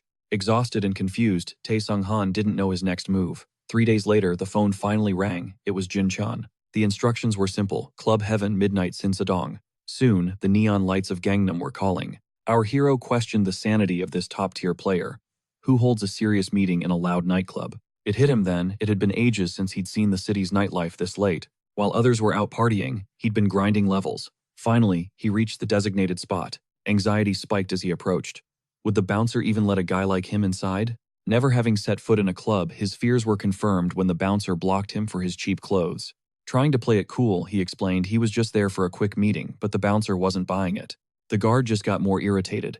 Suddenly, a random passerby started talking smack. He joked about seeing a hoodie in heaven, while his buddy whispered that the kid could hear them. The jerk didn't care, flipping the bird and shooing our hero away like he was nothing. Just as his blood started to boil, a familiar face appeared. It was the high-level monster himself. He immediately roasted our hero's fit, laughing that this was probably the best gear he owned. The bouncer quickly apologized, claiming he had no idea the kid was a guest of the VIP. Jin-chan joked about his friend's lack of clubbing experience, saying he'd have thrashed the bouncer in his shoes. Our hero just looked annoyed, but the bully from earlier was absolutely paralyzed with shock. He realized too late that the kid he just disrespected was tight with the legendary Wu Jin-chan. With one cold look from the star, the bully knew he was permanently cancelled in Sinsadong while the bass dropped. Heaven Club was pulsing with life, yet the VIP room was wrapped in an eerie, heavy silence. Wu Jin-chen slid over bottles of Armand de Brignac and Dom Perignon like they were water. Our low-level hero wasn't impressed, stating he wasn't there for the expensive booze or the vibes. The shapeshifter joked he was just there for the dance floor, making the MC visibly irritated. He told him to drop the act. Wu Jin-chen smirked and offered a playful apology. Tae-sung-han demanded a real intro and the truth behind this meeting. The powerhouse finally agreed. Since he'd crashed the hero's date, he figured he owed him. He revealed he was a guardian. That face he wore, it belonged to a comrade who died during a brutal laboratory escape. The hero was disgusted that Wu Jin-chen was wearing a dead man's identity as a mask. He called the act unforgivable, but the shapeshifter didn't show a single ounce of regret. This meeting was destiny. Taesung realized it was all because of his tie to Daya. Wu Jin-chen admitted he wanted to test the raw power of another elite hidden class. The hero's mind raced. He realized the man before him held a rank just as legendary. He assumed the high-level player used his hidden class skills to dig up his personal secrets. Wrong. Wu Jin-chen revealed he simply used massive piles of cash to buy the info. Taesung was floored. The mogul promised he wouldn't leak the hero's secrets to anyone else. Thanks to his real-world status, he was the only soul privy to the hero's true identity. He confessed his fear of Genesis, noting they were still blind to the MC and Daya. Since the mogul knew everything, the debuff master demanded to know his rival's secret class. But Wu Jinchen just laughed, calling him too weak to handle the truth just yet. He wanted the hero to grind harder. Only then would he reveal the full dark picture. He had to prove he was Daya's true successor. Later, the forest spirit greeted her master. Tae Sung-han asked his pet if she'd caused any chaos while he was gone. She shook her head, asking if he'd finished his business in the boring human world. He couldn't give a straight answer since the shapeshifter vanished without spilling any real tea. He questioned the man's true goal. As he pondered, the spirit asked why they were here. She wondered why a simple guy like him was visiting such a trashy, indecent place. She teased him about having secret, flashy desires, but the MC quickly shut that down. This was Danjuri, the infamous city of sins, where pleasure is the only currency. It was a haven for gambling and vice, but the debuff master only wanted the black market. Tae Sung-han planned a quick gear swap on the black market before heading back out. The spirit felt let down, but then the MC spotted two men in familiar uniforms. Genesis Guild. He watched as the two thugs started abusing their status for no reason. They were harassing a random guy, acting like the typical trash they were. He wanted to swing, but he held back. His spirit called him a wimp, but the player had a plan. He explained that picking a fight now was a waste of time. He'd handle them later. Their business came first. Meanwhile, the Genesis bullies cornered an old man for his loot. They demanded a peek at his treasures, acting like they owned the damn street. When the old man stayed silent, the lead bully's temper started to flare up. His friend worried the old man was a hidden boss since their insight skill failed. The bully mocked his friend's nerves, calling him a coward for being so paranoid. High level or not, anyone who messed with them was messing with the entire guild. He bragged that no one would dare step in because their power was absolute here. He poked the old man, laughing that his silence was just pure, unadulterated terror. Suddenly, bam, the MC's fist connected, sending the bully flying through the air like a rag doll. Tae Sung-han barked at them to drop the act. Their weak intimidation tactics didn't scare him at all. A lackey tried name-dropping the Genesis Guild, but that just fueled our hero's burning desire to crush them. It was the perfect excuse. Now he had zero reasons to show these clowns any mercy. He mocked them as nobodies without their guild's backing, while Ham Ham roasted him for staying to fight. Tae-sung blamed the hamster for his rage, while the furball claimed he was just helping him vent. Our lead told the elder not to worry about Genesis, but the silence that followed was heavy and cold. He wondered if the man was mute. Meanwhile, Ham Ham panicked about being targeted by the massive guild. Tae-sung wasn't worried. Those cowards would be too humiliated to report their embarrassing loss. With his business done, the hero moved on. The silent elder watched him go with newfound curiosity. They hit the Intervention Hotel's private lounge. Ham Ham was floored by the massive space hidden inside. Despite its modest exterior, the gym was huge. Tae-sung explained it was a high-tier hub for sharpening skills. It was a pricey sanctuary for elites. Then the forest spirit leaped off his shoulder, ready for action. He instantly deployed his legendary infinite bundle. The debuff master teased his overly dramatic and flashy entrance. The spirit defended his theatrics, claiming flashiness was the only thing his single skill had going for it. Our protagonist mocked the showy display. The spirit fired back, insisting on the spotlight for his limited kit. Since it was his only skill, he leaned in. Ham Ham wondered why he bought so many blades. Tae-sung cited tactical convenience. But with level 50 looming, the system pressured him to choose a main. He preferred blunt weapons, but had 5 specialized paths to consider before making a final decision. He summoned a shadow boxer, a training dummy with endless stamina and ironclad defense to test his limits. Testing the shield first, Tae-sung charged. He hammered the dummy with heavy punches and brutal bashes. The power was great, but it felt sluggish. He quickly swapped the shield for a massive greatsword instead. 2 hours passed and Ham Ham was bored. Meanwhile, Tae-sung was deep in the zone, testing everything. He was drained and frustrated. Every weapon had a glaring weakness that kept him from finding a match. Just as he settled on his club, a voice called his efforts useless. The debuff master recognized him. It was the elder he'd rescued. He figured this mysterious man had special access to this elite facility. Was he a guardian or a contact from Wu Jinchen? The elder ignored him, asking why he'd helped. Why risk his life for no profit? Tae-sung demanded answers first, but a thunderous roar silenced him. The elder's shout for the truth was intense. Finally, Tae-sung admitted he didn't help out of pity. The old man reminded him of his own past weakness.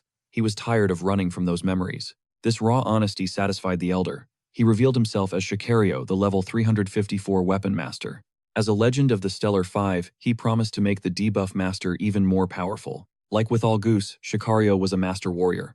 He'd mastered 18 different weapons to earn his title. Tae-sung realized that beat-up straw hat was a legendary item hiding his identity from high-tier runes. Our hero was losing it with excitement. 2 Stellar 5 legends were now competing to mentor him. He prepared to decline the offer, but Shikario noted it was only natural for a prodigy to already have a master. Instead of an apprenticeship, he offered to help the protagonist choose his ultimate final primary weapon. True guidance doesn't require a title.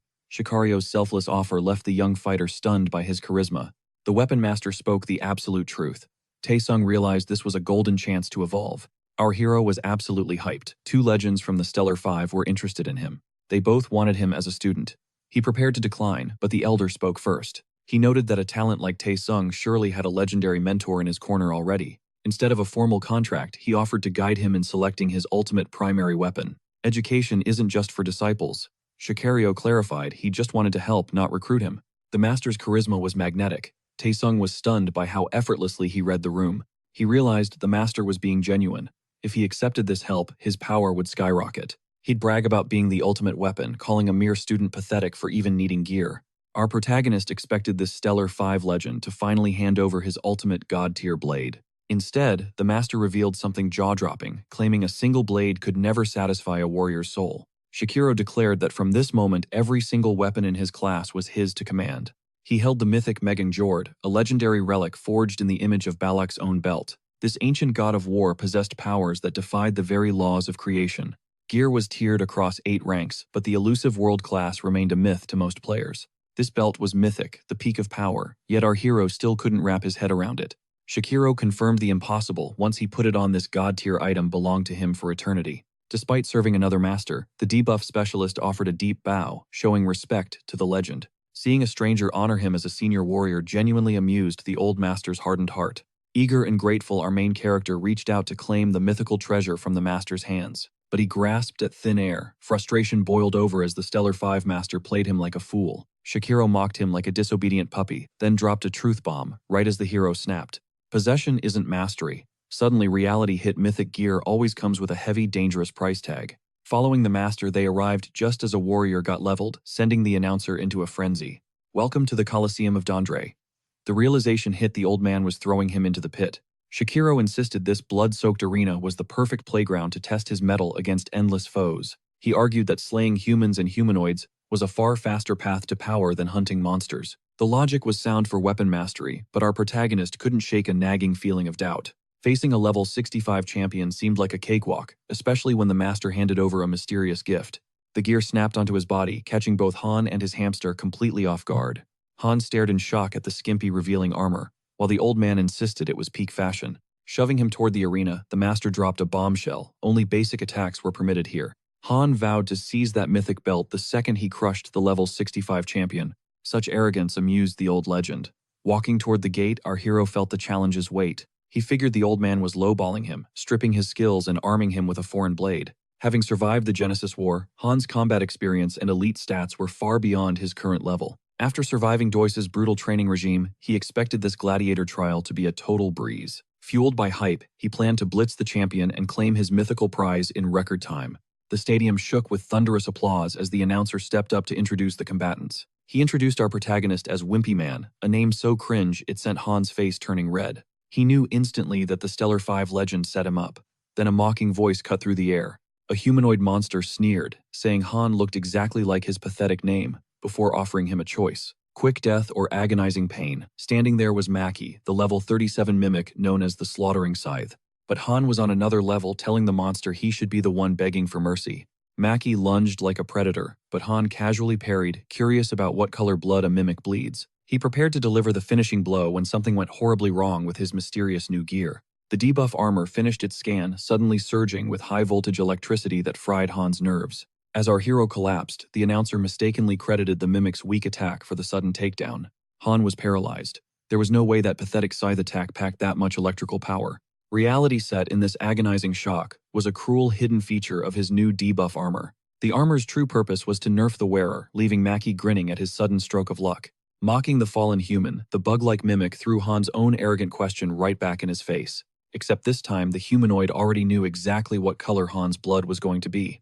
Just as the beast lunged for the kill, our MC pulled off a clutch dodge at the very last second. The monster scoffed, calling it pure luck, and vowed that its next strike would definitely finish the brat off. Taesung Han simply told the creature to pipe down since he had way too many problems to deal with. As he charged, the humanoid tanked the hit and mocked him, claiming weak attacks would never leave a scratch.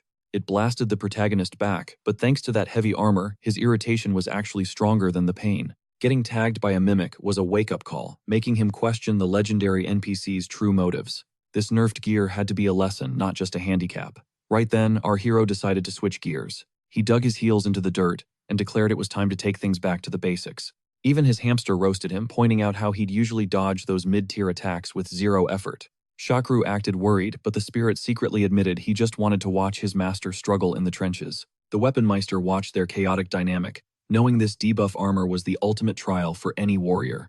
To truly master a blade, one must understand its soul, forcing our protagonist to connect with his weapon's nature. Stripped of his peak stats, Shakru was dying to see how this top-tier player would survive as the underdog. He wanted to see how he'd handle the heat now that the tables were turned. Suddenly, the crowd gasped. Blood sprayed across the floor as the debuff master expertly swung his blade, severing the monster's left arm instantly. The mimic froze in pure shock before letting out a bone-chilling shriek of agony that echoed through the arena. While the beast recoiled, Han remarked that handling this massive slab of steel was way tougher than he anticipated. He looked the creature in the eye and promised that its other arm was coming off next. Game on. The mimic lost it, descending into a blind rage as everyone realized our hero had officially snatched the momentum. After the brutal dismemberment, Han endured a relentless barrage, leaving the old master absolutely floored by his performance. He was speechless, watching a mere rookie unlock the giant sword's deepest secrets in such a ridiculously short time. Even though the heavy handicap made his weapon slow, he was making every single movement count. Being nerfed against a speedster was a nightmare, but our swordsman finally cracked the code to victory. He used the massive blade as a literal wall, repositioning himself to expose the mimic's fatal weak spots. This wasn't something you learn from a textbook. It was pure survival instinct and a savage will to win. The Weaponmeister realized right then that this kid actually had the juice to surpass him one day. The mimic was visibly tilted by this strat, and Han finally realized the old man's master plan all along. This gear was meant to reveal the weapon's true potential, a detail he had almost missed in the heat. Since he was used to being the underdog, he'd developed a sharp instinct for using everything to his advantage. He played the long game until the mantis lunged for a finisher, thinking it finally had him cornered. He swerved at the last millisecond, trapping the beast's claw. Then the debuff master remembered his deadly promise. He had called his shot on that second arm, and with one clean stroke, he sliced it right off. The scythe-wielding horror let out one final pathetic wail before collapsing onto the blood-stained dirt, totally defeated. The announcer screamed that Wimpy Man was the winner, and the entire stadium erupted in massive cheers. In the shadows, a mysterious figure asked his goons if this was the guy who had previously wrecked them. The Genesis lackey confirmed it, and the boss demanded to know if the beatdown had really been that one-sided. The bully tried to make excuses but caught a boot to the gut instead, as his boss began venting. He ranted about how pathetic they were. Just then, a heavy hitter from the City of Pleasure appeared. Cholgi Choi of the Genesis Guild squinted, realizing he'd seen this guy before and demanded to know his name. The name Siegfried rang out, and the boss noted he once knew someone who looked exactly like him. The goon pointed out the man he saved earlier and begged for a plan to take them down. Choi was ready to throw hands, but the guy in the red coat warned that wouldn't be easy. The old man with him was the legendary Weaponmeister himself, a fact the red-coated man quickly confirmed. He was lurking in the crowd, leaving the boss wondering why such a legend would be at the Colosseum. He knew the Meister only chased the rarest loot, meaning something insane was about to drop nearby. The VIP box was buzzing with greedy excitement. A legendary treasure was finally up for grabs in the Colosseum. Chulgi Choi recalled Red One's warning, knowing that taking out the old monster was a suicidal yet possible mission. No one could ever hope to best a healthy shock hero, but this man was a mere shadow of his former self. The crowd's bloodlust surged into a roar as the battle in the pit reached a violent fever pitch. The reigning king Ho Chul mocked his challenger, claiming it was a divine blessing just to stand in his presence. That blessing was actually a death sentence, as the champion vowed his opponent would leave the arena in a casket. Ho Chul lunged with lethal intent, but Tai Sun Han danced through the strikes like a flickering ghost. Having mastered the sweet science of boxing, his entire style was built on crushing counterattacks. A perfectly timed hook exploded against the champion's jaw, sending his brain rattling against his skull. The king hit the dirt instantly, ending his undefeated streak and crowning our hero as the new arena god. Fans couldn't stop raving about the new champion's tactical genius and his insane mastery of diverse weaponry. The announcer rushed the stage, showering the rookie with praise for conquering the Colosseum in just 1 week. But when pressed for his victory speech, Siegfried dropped a bombshell. He was quitting the arena for good. Later, at the Intervention Hotel, the youth strapped on his hard-earned prize, the legendary mythical belt. Meganjord glowed as it fused to the protagonist's waist, perfectly adjusting its size with ancient magic. Staring at his reflection, he finally understood why whales blow a fortune on top-tier mythical drip. The old master chuckled, noticing the kid was vibrating with pure joy after equipping the artifact. Although the blacksmith apologized for missing the crowning ceremony, he couldn't help but mock the boy's instant retirement. Our hero shrugged it off as an easy grind, making the old man explode into fits of nostalgic laughter. The elder bragged that back in his day, becoming the Colosseum champion was a true descent into hell. He confirmed the youth's suspicions, revealing he had started his blood-soaked journey a full century ago. As a former legendary gladiator, the old man admitted his only motive back then was cold, hard profit. He claimed that in his era, the warriors were built different, and every clash was a struggle for survival. Siegfried realized this legendary warrior was just like the boomers back home, obsessed with the good old days. When asked if the arena was his reason for returning, the master smith revealed a much darker purpose. Without another word, he beckoned the young warrior to follow him toward the city's desolate outskirts. They soon reached the mouth of the forgotten mines of Dandagiri, a cursed place unknown to the protagonist. As Siegfried questioned their arrival, the elder asked if he knew of the 3 legendary ateliers. The debuff master nodded immediately.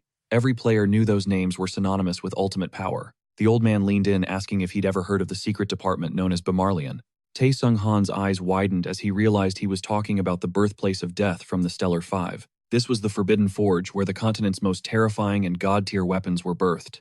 The elder explained that within that dark sanctuary, one blacksmith stood above all others. A man named Herbert, whose unholy obsession with lethal craftsmanship was the stuff of nightmares. Rumor said Herbert learned to paint just to capture the exact moment his blades claimed a soul. Seeking to forge his ultimate masterpiece, Herbert vanished on a final journey to create a weapon of total destruction. Shakiro revealed that a crucial map fragment leading to this forbidden masterpiece was hidden within these mines. However, the original map had been severed in 2 and scattered to the furthest corners of the world. With the other half's location a total mystery, Siegfried realized why the master had been lurking in the shadows. The old man had spent years scouring the black market just to find this single lead. It was the same dark path that had led to their first meeting, leaving the youth feeling slightly outclassed. He felt a surge of embarrassment, realizing his current power was nothing compared to the master's grand vision. The weapon master explained that while Siegfried was busy fighting, he had finally pinpointed the map's exact coordinates. Suddenly, the tunnel walls groaned and expanded as the protagonist sensed a massive looming threat. A monstrous claw erupted from the shadows as a horde of beasts began to spawn from the darkness. Our duo finally stepped into the dark dungeon depths where the old-timer casually brushed off the threat level as light. But the rookie sensed danger everywhere, demanding to know why he wasn't warned about a full-scale dungeon raid. The young challenger was sweating, admitting his current limit was soloing just a single level 150 beast. Even facing Chimera 0154, a terrifying multi-species cyborg, the veteran remained completely chill and unshaken. He vowed to push the boy's potential to the absolute breaking point, ignoring the frantic warnings about the mechanical beast. As the monster lunged, the master declared it was time to make up for stalling the kid's progress all week. After wasting time in the arena, the elder ended the Chimera's life with a single god-tier sword slash. Watching his X-bar explode, the hero finally realized he was being hard-carried by a literal combat genius. The veteran took the point, smirked at the protagonist, and challenged him to keep up with his insane pace. He became a whirlwind of steel, carving through wave after wave of those metallic abominations like they were paper. The rookie stood there, jaw dropped, his heart racing as he instantly gained 2 levels from the sheer carnage. This grind was better than any paid pro boost, but suddenly Siegfried felt a wave of massive regret hit him. He'd left his hamster behind and missed out on epic loot drops even as he officially hit level 50. A legendary new skill unlocked proof of existence.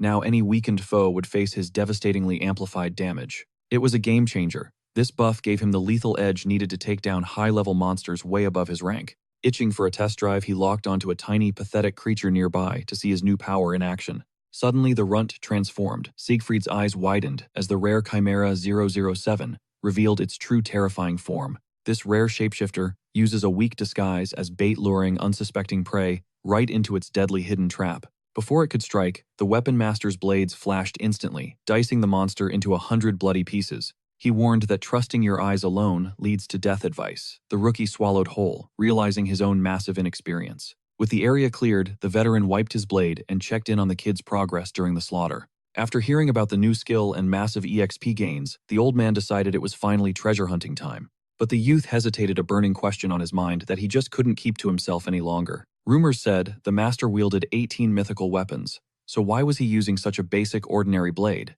He was stunned to find out the veteran had gifted all those legendary god-tier weapons to his former disciples. The master had no clue where they were now. He'd only trained them to cure his own soul-crushing loneliness. Glancing at his new belt, the hero realized the old man only bestowed top-tier gear upon his worthy students. It made no sense. If he didn't care for weapons anymore, why hunt for the ultimate legendary blade now? He wondered if the swordsman planned to hand it over to him, a thought that left him completely speechless. The master laughed off his confusion, explaining that he hunts treasures purely for the thrill, not the loot itself. For him, the adrenaline of the adventure far outweighed the actual reward, a mindset the hero struggled to comprehend. It was all about the satisfaction of the hunt. They pressed on deeper into the silent, echoing dungeon corridors. They finally halted before a massive, imposing door, marked with a chilling, mysterious symbol of the letter M.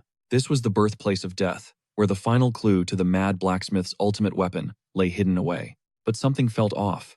The lack of any visible guards or traps before such a huge door was suspicious. Suspecting a lethal trap inside, he turned to the master for guidance, only to see the old man hacking up blood. Panicked, the hero rushed to his side, but the veteran waved him off, insisting that everything was just fine. He claimed it was just a lingering years-old illness acting up again, though the sight left the hero uneasy. He remembered the old man's constant coughing in the real world, then a shadowy figure suddenly emerged from the darkness. The stranger mocked the rumor of the legendary NPC's death being true, sending a chill down the hero's spine. He insolently thanked our duo for clearing out the monsters and making his path a total cakewalk. It was Cholji Choi, the infamous snake from the Genesis Guild, and he looked ready for a fight. He identified the master as a Stellar 5 legend, and recognized Siegfried as the reigning champion of the Colosseum. Choi sneered, mentioning Siegfried's sudden retirement, and how he'd previously humiliated his guild's weaker members in battle. He suspected Choi was seeking revenge, but the Genesis hunter laughed, admitting he didn't give a damn about his subordinates.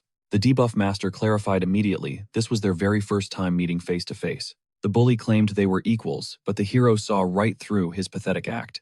He was a snake, a traitor who looted Beamer's gold and torched their hideout while fleeing. This corrupt hunter forced others into his filth. Seeing how despicable he was, Tai-sun Han knew this clown wasn't the threat. He had to watch the red figure. Siegfried felt a chill. The faceless mercenary was cracked and dangerously strong. He'd gone completely undetected. Siegfried admitted he was totally outclassed by this monster. Stalling for time was his only play until the old man recovered his strength. He questioned Cholji Choi about his guild's involvement, but the man stayed silent. Siegfried mocked him, saying Genesis only sends washouts to such trash-tier locations. The guild doesn't care if you rot, he spat. The truth stung like a blade. The hunter snapped. Rage boiled as a projectile whistled past the hero's ear, narrowly missing. Before he could blink, the villain closed the gap and landed a devastating mana punch. The hero smashed into a wall, making the old man fear the absolute worst. But the mercenary knew better. The kid was just baiting him to buy precious seconds. Cholji Choi ignored everything, obsessed with slaying the protagonist with his own two hands. The mercenary stepped back, letting the boss handle it while he guarded the old man. The hero exhaled. The villain's short fuse had actually saved him from a total disaster. He assumed the red merc was only in it for the cash, not loyalty. If he could take down the boss, he'd just bribe the merc to survive. Snap back to reality. The enemy charged with a mana fist aimed at his skull. He rolled away perfectly. The brute grabbed a spear and swung with lethal speed. The hero ducked the blow. Cholgi growled that he truly earned his Colosseum title. His evasion was top tier, but the hero was already planning his next move. He analyzed the foe, a spearmaster who dominated the field with massive sweeping strikes. By coating the tip in mana, every swing was deadly. Still, the hero felt confident. Summoning a legendary tool, the hero used Quick Draw to launch a sudden heavy assault. The villain froze. The debuff master was pulling weapons from thin air like a god. His damage output was insane, far outclassing any normal level 50 hunter. Cholgi lunged again, but the youth blocked with a heavy shield, leaving him baffled. Then, using the belt's power, he instantly swapped his defense for a crushing, blunt weapon. It was a flawless cycle. Quick Draw let him toggle weapons to keep the pressure on. Cholgi was too slow for the barrage of steel appearing at light speed. As the hero gripped a greatsword, the villain realized he'd been hiding his true power. One final cinematic slash ended it. The villain fell, leaving the old man in shock. He'd mastered the belt on his first try, overwhelming his foe with pure speed. Everyone watching knew this young man would eventually surpass every legend here. The mercenary smirked at the mentor. Your student is the real deal. Quite a thrill. The veteran threatened him, but the one in red didn't even flinch at the words. Your threats are empty, he countered. He could end everyone in this room instantly. The shadow asked why the old man lacked killing intent for Herbert's legendary weapon. Cutting to the chase, he demanded the second piece of the map right now. The elder had no choice but to spill the location, but he wasn't giving it up without a condition. Meanwhile, the hero sheathed his blade, reflecting on the insane potential of the belt. It felt alien now, but he knew this power would eventually make him unstoppable. Just when it looked like it was over, the toxic hunter spat out a final insult. He shrieked that the debuff master was a dirty cheater, refusing to accept he'd been trashed by a lower level. Our hero stood frozen in shock. This guy was supposed to be fodder, so why was he still standing? Losing his mind, Chulji Choi barked at the mercenary to execute both the champion and the elder. The warrior in red just scoffed, mocking the coward for running to him the second he tasted defeat. Everyone watched in disbelief as the mercenary flat out refused, but the spearman wasn't backing down. He screamed for obedience, throwing his wealth in the man's face, but the sellsword just laughed. Cash meant nothing compared to Herbert's legendary weapon. He'd only taken the job as a cover. He was simply using the Genesis name for his own twisted agenda, leaving Chulgi Choi speechless. Choi threatened that Genesis would become his sworn enemy, but the man in red didn't flinch. Once he secured the map, he was ghosting. Besides, Genesis had already abandoned Choi like trash. Panic flooded Chulji Choi as he struggled to find words, eventually spiraling into a pathetic tantrum. The realization hit that he was being exiled to the City of Pleasures, and he couldn't handle it. He wailed that the place was a dead end, but the man in the chair remained ice cold. They offered him a golden parachute to rot in luxury, yet Choi demanded the respect his money bought. But the truth came out. Every cent he used to join the guild was stolen from Beamer. The bully tried to stutter out an excuse, but his lies were crumbling faster than his reputation. He should have stayed loyal to his original guild. Betrayal always comes with a devastating price tag. Back in the present, rage boiled in the hunter's heart as he screamed that he wasn't a cast-off. Claiming he was above such a fate, he slammed his spear down, flooding the cave with chaotic mana. Siegfried's heart raced. This maniac had truly snapped and was trying to bury them all alive. The hunter lunged with a killing blow, but our hero's reflexes were sharp, dodging by a hair's breadth. Without missing a beat, Siegfried went on the offensive, charging straight into the bully's face. A brutal strike connected, sending the spear spinning away as the hunter's world turned upside down. To our hero, this man was just a bottom-tier traitor. It was time for some poetic justice. He'd make the snake choke on his own medicine, finishing the job with the traitor's own steel. Channeling his focus, the protagonist activated his skill, Flying Spur, with lethal precision. The spear whistled through the air, skewering the hunter and pinning him against the massive dungeon gates. The traitor's story ended right there. As the gates shattered, the final secret was finally revealed. A system alert chimed, dungeon cleared. The long-awaited victory was finally within his grasp. The boss room stood unveiled, and right at the center sat the glittering treasure chest. Taesung Han knew it. The map to the ultimate masterpiece was waiting inside that box. But the mercenary wasn't moving. He declared the map was his, and their goals finally collided. The elder tried to keep the peace, claiming the legal rights to the artifact were his alone. Shakuro's eyes widened. That red robe. This was the legendary Crimson Cardinal of the Red Hood. The Cardinal was impressed. Not many could recognize him, let alone a member of the Stellar Five. This was no ordinary fighter. He was a high-ranking inquisitor who had recently reached master rank. The realization was chilling. This was the same dark cult that employed the deranged Python researcher. The Crimson Cardinal grinned. The debuff master was lucky to still be breathing today. He was only walking away because of a deal. Siegfried demanded to know what had been sacrificed. Shakuro's voice was heavy. He'd traded the priceless treasure just to keep them from being slaughtered. It was a bitter pill. A dying man and a rookie stood no chance against such power. Frustration boiled over as the protagonist felt the crushing weight of his own total helplessness. The Cardinal called life the ultimate prize, before demanding the location of the map's second half. The old man looked him in the eye and stood his ground. He truly had no more answers. The elder claimed he could hunt down its coordinates, piquing the interest of the man in crimson.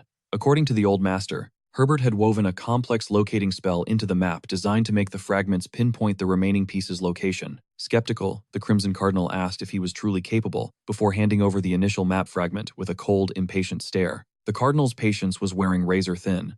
He warned the elder that any attempt at deception would be his very last mistake. Without a word, the Stellar Five legend began unraveling the magic, leaving our protagonist completely blindsided by the sudden development. It was a high-tier pursuit spell. The villains scoffed at how absurdly extra those blacksmiths were for enchanting such a small map fragment. With the ritual complete, the coordinates of the final piece were finally being revealed. But then, the unthinkable happened. The map fragment began to pulse, with energy pointing straight at our hero. He was the one carrying the second piece. As the system urged him to merge the two halves, everyone in the room was left frozen in absolute disbelief. Rewind 18 months. The rest of the party was fuming over their latest mediocre haul. Chulji Choi ranted about how their blood and sweat had only earned them pathetic rewards while his teammates agreed. Fed up with the grind, the hot-headed player told the guildmaster that these small-time missions were a total joke. He demanded they skip these bottom-tier raids, forcing our protagonist to offer a humble apology. In the middle of the junk, our hero noticed a tattered scrap of map and asked Jin Woo about it. She just brushed it off as garbage, telling him to toss it immediately since it was completely worthless. Yet he sensed a faint hum of mana from the paper. Trusting his gut, he decided to keep it. Back in the present, the realization hit him. He had forgotten that legendary map was sitting in his inventory. The elder demanded answers for this shocker, so the young warrior had to explain his side of things. He confessed he'd looted it from some bandits, having absolutely no clue that he was holding a legendary artifact. Seeing this, the Crimson Cardinal snapped. Convinced he was being played, he unleashed a lethal strike at them both. The elder managed to block the blow, but our hero wasn't as lucky. He felt a wave of pure agony. The debuff master was sent crashing into the wall. Shakiro begged the red-clad monster to chill and reconsider the situation. But the cardinal wasn't hearing it. He was convinced the old man was just spinning lies to save himself. He spat that negotiating with them was a huge mistake. Then his murderous intent truly flared up. Suddenly, he triggered his barrier of blood. Shakiro realized then that the cardinal never intended for them to leave alive. The villain laughed, claiming he was just doing what was necessary. To him, Shakiro was just a relic past his prime. And the protagonist, he was a rising star, with enough raw potential to eventually crush the cardinal's entire cult. It was better to kill him now. But the swordsman countered, declaring the cardinal would be the one falling. He sliced through the magic before it could freeze our hero, leaving the villain completely stunned by his speed. Shakiro's blade carved through the solidified blood like butter. In an eye blink, the old master closed the gap. He unleashed a flurry of devastating slashes. The cardinal realized he would have been dead meat without his armor. Even in his condition, Shakiro proved he was still a legend. The old man then gave him an ultimatum. He told the cardinal he still had one chance to live. He would let him escape if he dropped the barrier. Utterly annoyed, the villain told the elder not to get cocky just because of one lucky surprise attack. He claimed that mere luck meant nothing, as he hadn't even begun to reveal the true depth of his strength. Unfazed, the elder summoned his massive weapon box and drew every single blade at the exact same time. Using his mastery of magic, he commanded the entire arsenal, affirming that he too was ready to get serious. The Crimson Cardinal mocked his mana control, insisting that ordinary weapons wouldn't be enough to claim a victory here. The weapon master stood his ground, swearing these blades would be his foe's end, before diving headfirst into the crimson tide. With a lightning-fast strike, he cleaved the gore apart, while Shakiro relentlessly hunted for an opening. As the onslaught intensified, the Crimson Cardinal retreated into a dense sphere of blood to tank the damage.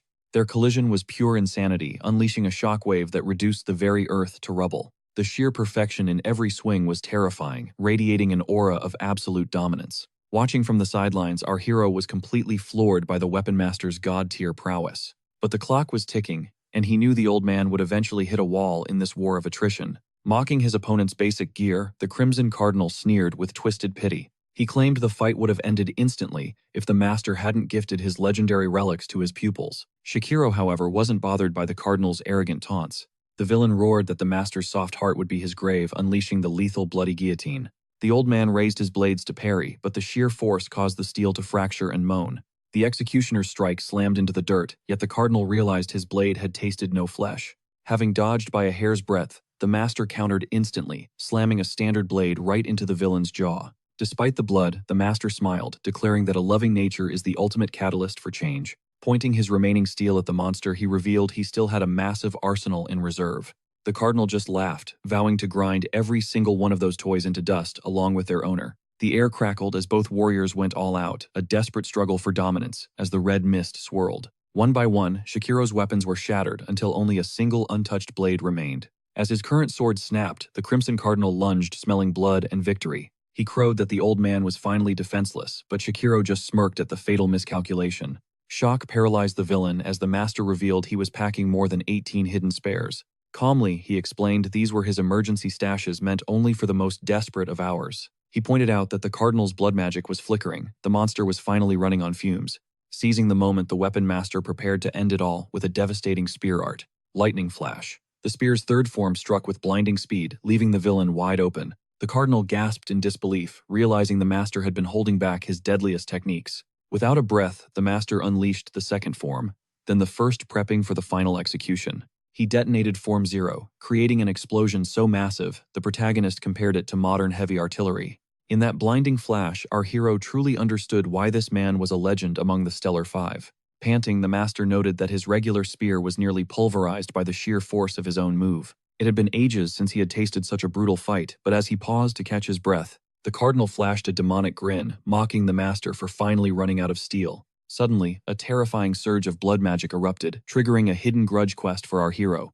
This was it, the mission to hunt down the 8 successors who ruled the world 5 centuries ago. And one of them was the direct heir to the Blood Demon Berserk's chaotic legacy. The system pinged with an epic quest from Daius, revealing the level 301 nightmare standing before them. This was Vladimir, an inquisitor of the Azuric cult and the true successor of the Berserk bloodline. Born of Hell, the blood demon had once stained the world in gore after Daius failed to slay the Seven Kings. Since the original warriors died before their duel, Daius left it to his student to finish the job. Reality hit our hero like a truck. This monster was one of those legendary successors, and he was hunting the master.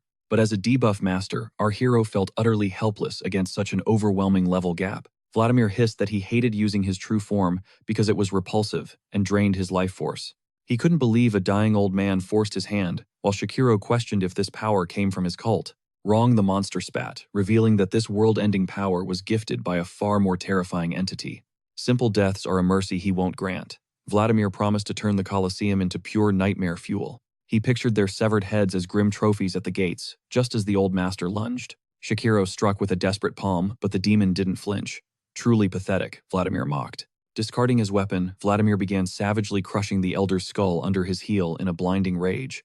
The demon hungered for the student's life, but the warrior spat that he was never the boy's master. As he struggled to rise, he revealed the youth served a power that far outclassed them both. The elder's refusal to die irritated the demon. Look closely, Shakiro wheezed witness a true spell. It was a forbidden art never intended for the boy. A sudden chill gripped the Crimson Continent. These were legendary hero skills, Zone of Mortality, shattering the target's every defense with a single touch. Combined with Zone of Frailty, it devoured stamina and mana. The blood demon's air was finally faltering. You lost your focus, the master mocked. The Crimson Cardinal froze as the trap finally snapped shut. Shards of shattered steel began to swirl around Shakiro.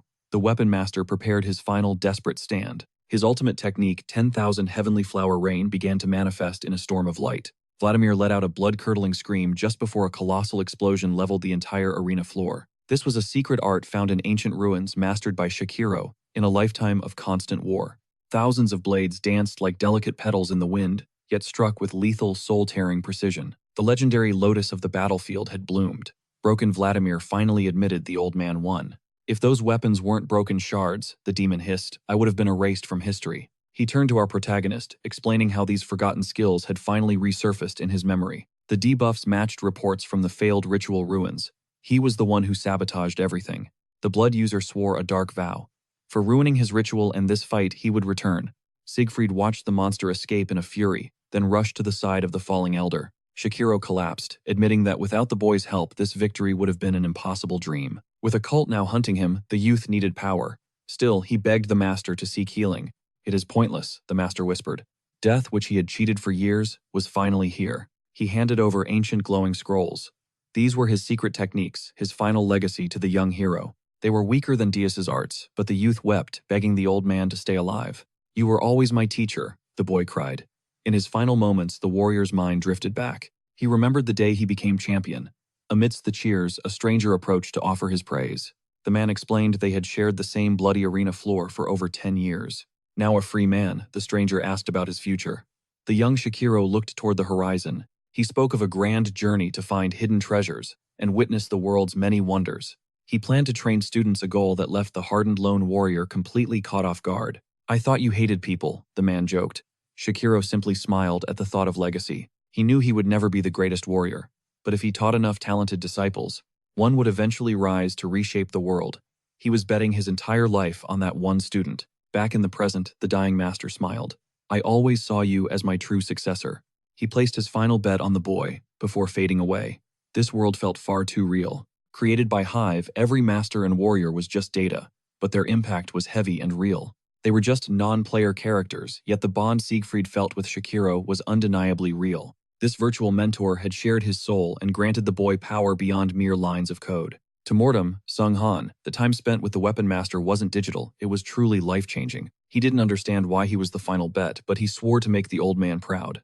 The legendary mentor took his final breath, leaving the player with a heart full of heavy grief. Moments later, a message arrived from Ghost Ran. The Empire's special event was about to begin. Classic him. They knew this was the ultimate window to strike. Teasing that she clearly missed him, he linked the chaos to her name, Gosran, the Clear One. While his mentor pictured her still grinding EXP in those dusty ruins, our hero had other theories. All signs pointed to Battle Survival, the unreleased event currently shattering the internet with hype. Sponsored by the continent's superpower, the Moroccan Empire, this lethal gauntlet was strictly for players only. Set on a scorched island within the White Archipelago, contestants are forced into a brutal free-for-all. Survival is the only win condition in this hellscape, where the victor claims a literal kingdom. A historic first for the game, yet controversy raged over the savage penalties for those who failed. Losing means a total reset to level 1 and a decade-long lockout from the Room of Transcendence. 10 years of zero progress, the ultimate game over, that had every player shaking in their boots. The strategist smelled a rat.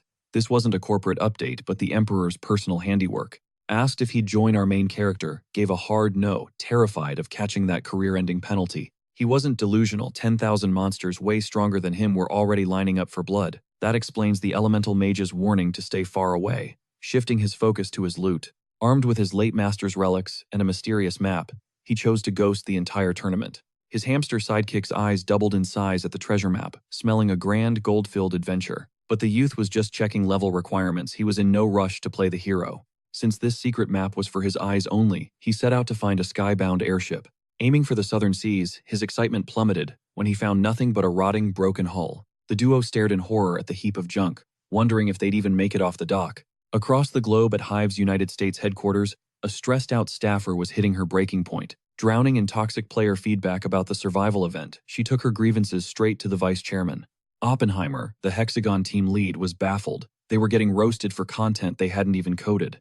As Deputy GM Hayami Cha panicked over tanking stock prices, Oppenheimer coolly assured her the company was rock solid. He dropped a bombshell. They just managed the network. The world inside now creates its own destiny. The insane penalties terrified her, but he insisted that virtual chaos must be settled by virtual means. Trust the players, he said. Just keep the lights on.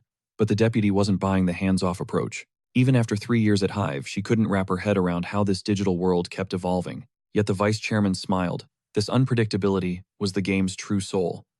Not even the CEO knew the ending. The script was unwritten. Not even the in-game deities could foresee the storm brewing on the horizon. Back in the skies, the hamster was vibing, convinced he was actually soaring through the clouds himself. "Keep it down, buddy," the hero whispered, scanning for other passengers before the truth finally hit him. They were totally alone. Surprisingly, this flying antique hadn't plummeted out of the sky. Yet. A sudden voice made him jump. The owner claimed the death trap look was just a vintage aesthetic. Realizing he was talking to a plastered captain, he frantically pointed out that someone should probably be steering. Kids these days, the captain scoffed, revealing his high-tech autopilot, a broom wedged into the steering wheel. Since they were just going straight, the youth questioned the man's credentials. The captain just gave a toothy grin. He promised a smooth ride under clear skies, but our hero's anxiety was already redlining. Trapped on this flying disaster, Siegfried decided to use the downtime to finally power up. He pulled out the python core from the ruins, ready to consume its raw essence with a flick of a skill. The core dissolved into his veins, boosting his light energy and resistance by a massive 60 points. With this new power, he evolved Flying Spur into the electrified high-voltage Lightning Flying Spur.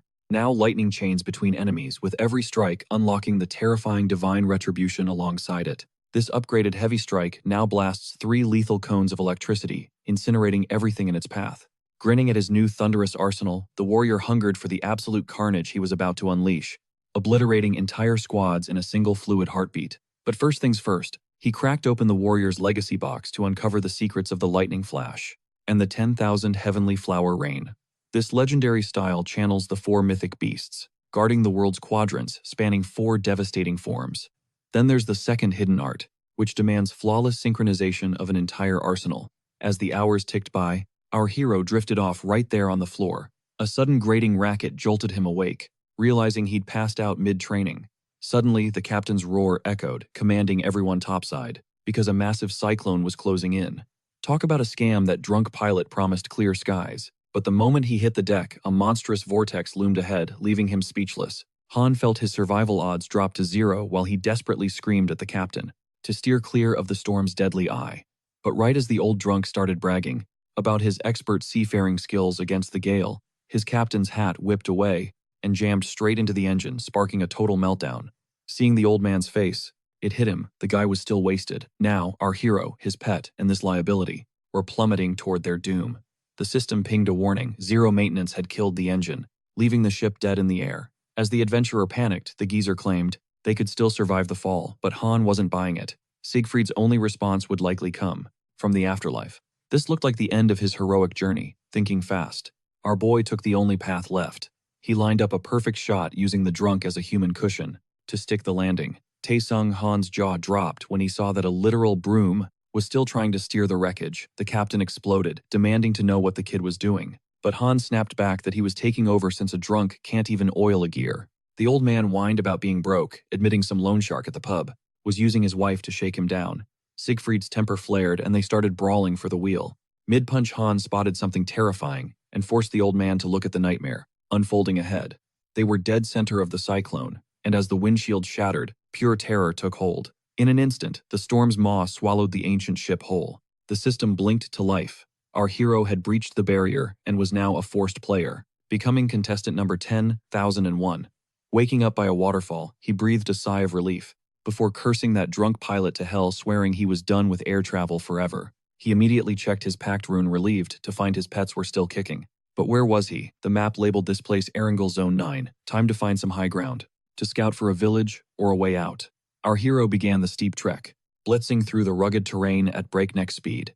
Finally reaching the peak, he surveyed the land. His eyes darted around, searching for any sign of civilization, and spotted a massive town that surely had a gateway. But as he went to grab his hamster, a low rumble caught his ear. A fleet of airships was descending upon the valley. Han figured an all-out war had broken out on this tiny rock. But when the system pinged, his blood boiled. He'd been drafted into Battle Survivor, and the clock was ticking. Han stood there stunned. Suddenly, 4 massive pillars breached the sea, shooting crimson beams skyward. A suppression barrier locked the island down as the self-destruct sequence hummed to life, sending his stress levels through the roof. But as he bolted for safety, a shadow flickered behind him, manifesting as Reception Anine, the official AI assistant for this death game. The bot, prepared to brief our hero on the bloody rules of the survivor's battle. Rule number 1. You keep only your most vital gear. Everything else vanishes into thin air. Rule 2. Villages offer a brief sanctuary, but once those safe zones are annihilated, every player inside is instantly eliminated. The map is a ticking time bomb, with every sector except the final one being randomly erased from existence. Its briefing complete, the mysterious entity vanished into thin air, after offering a chilling wish of good luck. Tianfenghan reached out to stop it, his heart sinking as a wave of pure dread washed over him. The golem's rules were beyond brutal, and just then, massive airships began breaching the island's mystical barrier. Legions of contestants swarmed the decks before diving headfirst toward the island in a chaotic airborne invasion. Boots hit the dirt as the 5-second countdown ticked away, leaving every survivor breathless and on edge. As the clock hit 0, the beach transformed into a gore-soaked slaughterhouse, where the first victim fell instantly. Lives were extinguished in seconds, while our protagonist watched from afar, revolted by the sheer animalistic savagery. Knowing 5,000 lives would be snuffed out on that shore, the hero retreated toward the safety of Zone 13. He needed to fix the odds, but he knew other players would definitely have the same desperate idea. Suddenly, an arrow whistled toward his head, but he reacted with a lightning-fast quick draw to block it. His cover was blown, leaving the hidden ambusher paralyzed in shock that his sneak attack had been countered. Siegfried countered instantly, securing his first kill, while realizing the surrounding woods were already crawling with enemies. He froze as the distant sound of voices echoed through the trees, signaling more trouble was closing in. The debuff specialist vanished into the foliage just as the heavy hitters from the GT guild emerged. As the 8th strongest guild in the game, their presence meant the big players had officially entered the chat. These weren't just low-level grunts. The real GT elites were nearby, even as the slain player's body dissipated. The corpse vanished, leaving behind a mythical Soul Division necklace, an item of legendary power. This relic was a game-changer, allowing its wielder to unlock and master an entirely additional character class. Dual classes were leagues above hybrid builds, granting the godlike ability to master 2 opposing professions at once. Siegfried's heart ached as the GT members snatched up the loot, wondering how a weakling possessed such power. The guild members flexed the mythical necklace, bragging about the insane game-breaking abilities they now held. One girl dreamed of the riches its sale would bring, but her teammate warned the item made her a target.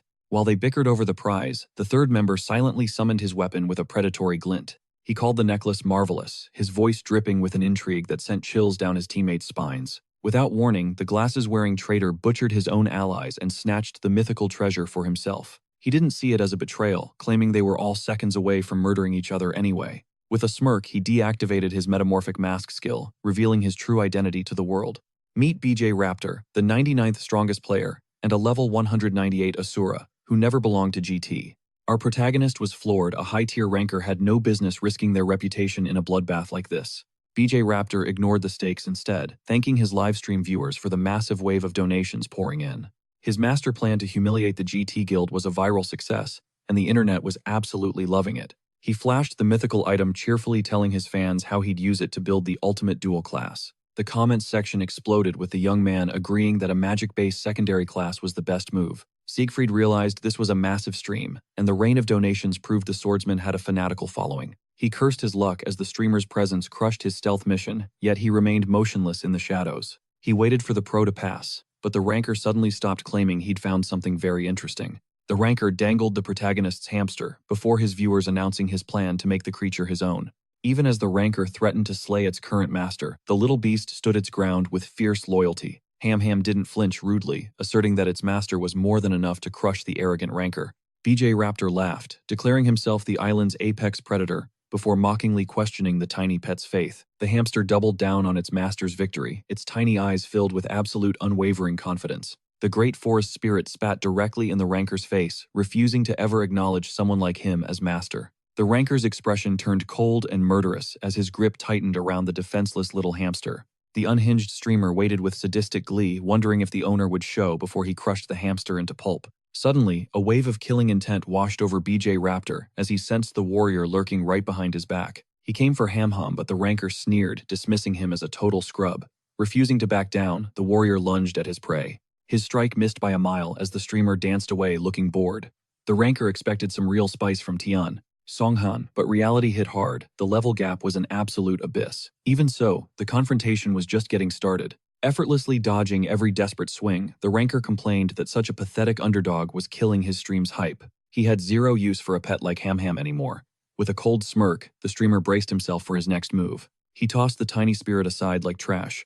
While our hero was distracted by his falling comrade, the monstrous Asura vanished, reappearing instantly to strike. But the warrior's instinct screamed, and he parried just in the nick of time. The ranker was stunned. No level 53 should have survived that strike.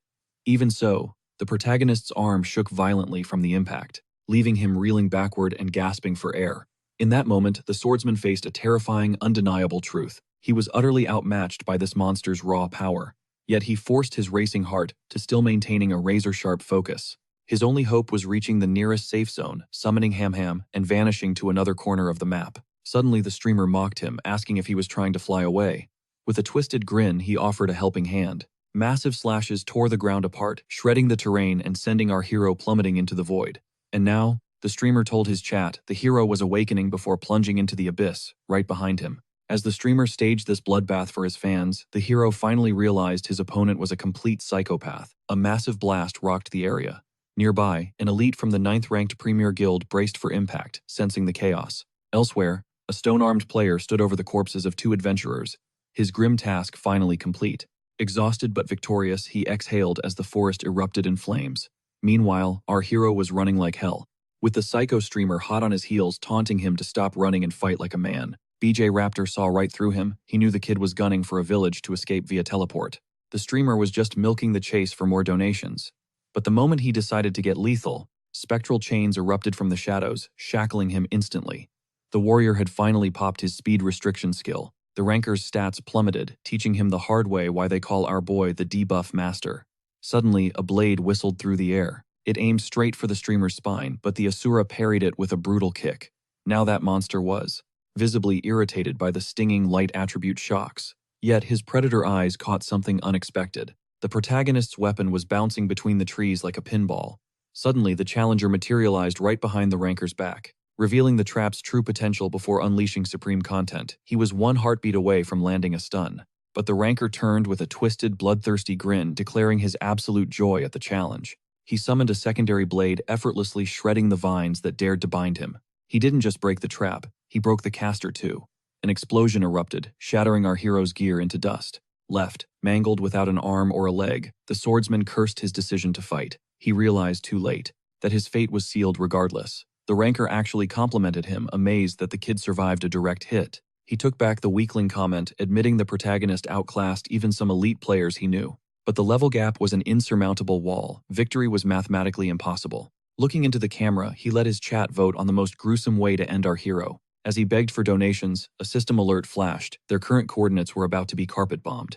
60 seconds until annihilation.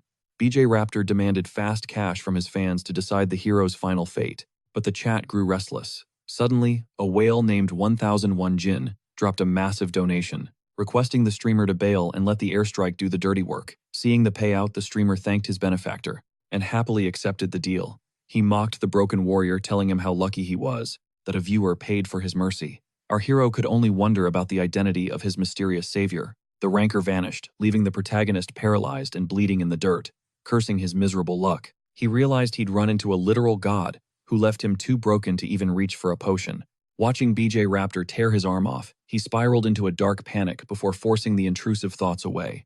Overwhelming dread and regret washed over him, leading our hero to whisper a final apology to his mother. Realizing he'd hit a dead end, the terrified player felt his heart race as his final seconds ticked away. Hope vanished the moment that timer hit 0.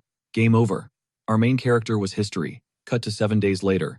The shattered gamer sat rotting in his room, mindlessly scrolling while drowning in a sea of empty bottles. He cursed the massive new loan, suffocating him a mountain of interest that dwarfed his original debt. This warrior beat himself up for not cashing out loot earlier, replaying every bad decision that landed him in this hell. Staring at the astronomical debt, he pinned all his rage on the wasted captain who dragged him there. He swore to catch those hands the next time they met, leaving the depressed gamer sobbing in his misery. Just as he accepted being a slave to his bills, a sudden ping from Wu Jin Chen hit his inbox. He didn't even want to look, but the message was a shocker. He was somehow still alive inside the game. Wasting no time, our main character dove back into BMW, spawning inside a Zone 12 hotel to check his status. He nearly cried with relief, seeing it was just a standard death penalty. Suddenly, a blur lunged at him. It was just his loyal summon. Seeing the bandages, the hero rushed to check on his injured furry companion. The creature was sobbing, terrified he'd failed his master, but our warrior insisted the blame was solely his own. He'd failed to protect him. Right then, his mentor's voice echoed in his head, confirming he was indeed alive. Wu Jin Chen stood right there. Our main character was convinced the guy was a game master given his presence, but the man just laughed it off. The high-level pro then broke down how the hero managed to survive. Siegfried suspected a system glitch, but the expert had a far more shocking explanation for his survival. He revealed the fighter had somehow dodged the lethal reach of the self-destructing aura. That rang a bell. Wu Jin Chen explained, the aura was actually a massive barrier, designed to nerf every player. It triggers upon entry, but our hero had literally crashed onto the shore before the skill even activated. Since he was already inside the perimeter, the debuff missed him. Our guy finally started putting the pieces together. By dodging that massive nerf, he'd escaped permanent deletion. Hearing this, a huge weight lifted off the hero. He'd been scared out of his mind. Still confused, he asked Wu Jin Chen what he was even doing there. He thought the pro was competing, but the man just chuckled, comparing that to a man entering a playground, throwing hands with toddlers. That definitely weirded our hero out. Plus, Wu Jin Chen hadn't even signed up. This made the mystery of his arrival deeper.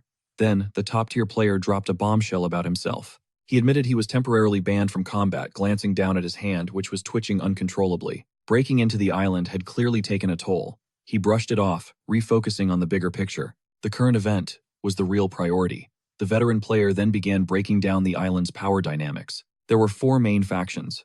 Group 1, the trash-tier solo players, a label that seriously ticked our protagonist off. Next were the heavy hitters, the elite-ranking guilds, Premier and GT, who played for keeps. Finally, there were the star influencers, like Guangjin Li, the Genesis operative who had nearly killed our hero. Our swordsman was floored that a top ranker served Genesis. But a major twist was coming. His friend set him straight, but the truth was scarier. The massive guilds that once crushed him were here. The very people who treated him like garbage were on the hunt. Only 3 top 10 guilds showed up. He wondered if giants like Seraphim were lurking, but the pro shook his head. They wouldn't take the bait. They didn't have the stomach for such a high-stakes gamble. To them, the reward just wasn't worth it. However, the 3 guilds currently on the island were hungry for power, making them bold enough to dive in. Even then, they were playing it safe. GT and Premier flooded the zone with low-level grunts as cannon fodder. Their strategy was simple: overwhelm everyone with numbers. Suddenly it clicked why the GT members were so weak. They were just level 1 nobodies. But Genesis had a much deadlier counterplay in mind to dismantle that strategy. They hired a legendary ranker who could solo the entire island. Talk about an absolute power move. Songon had to hand it to them. Genesis was playing 4D chess by using a mercenary instead of themselves. He puzzled over the streamer's true motives, but the promise of becoming the vice leader of Genesis completely floored him. You see, BJ Raptor was a gaming prodigy since childhood, but fame rotted his soul and fueled his wicked schemes. His toxic attitude and obsession with boosting his accounts left him blacklisted from every top-tier guild. Even as the youngest pro players treated him like a plague, our hero's face darkened, complaining about quitting streams and labeling the kid as a greedy donation hunter. However, the mentor argued the young man was merely terrified of wasting his god-tier talent. It hit the protagonist. Then success is a lonely road.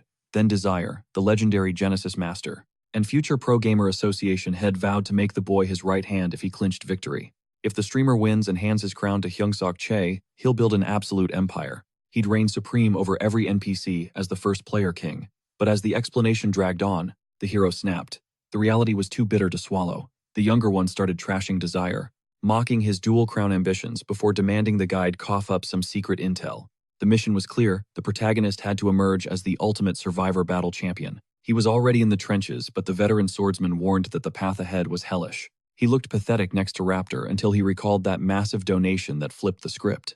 He questioned if his companion was the mysterious benefactor, but the man turned beet red with embarrassment. He dropped a hint about a winning strategy, instantly catching the protagonist's attention. The boy whispered about a secret exploit that only a true debuff master could trigger. The protagonist logged back in with a grin, while Ham apologized profusely for his previous defeat. The master shrugged it off, promising cold-blooded revenge. But as the hamster panicked, the high-level pro stepped in, vowing to protect the pet, while our hero did his thing. Siegfried offered to treat Wu Zhenchong to a celebratory feast, which left him absolutely stunned. Knowing how cheap he usually is, the hero laughed, admitting he couldn't afford five-star dining anyway. His crew promised to finish the talk after his win, barely offering a good luck before splitting. Still, the protagonist felt ice-cold and ready. His survival was practically a done deal now. Moving like a shadow, the debuff master began navigating the treacherous map. The silence was eerie, meaning every remaining killer was probably converging on Zone 13. Since the final zone wasn't live yet, everyone had to be camping in Zone 8. Just as he prepared to move, a massive explosion from two ambushers nearly blew his eardrums. They jumped a lone survivor, beating him within an inch of his digital life. The brawler demanded a surrender, while the swordsman barked at him to finish it fast.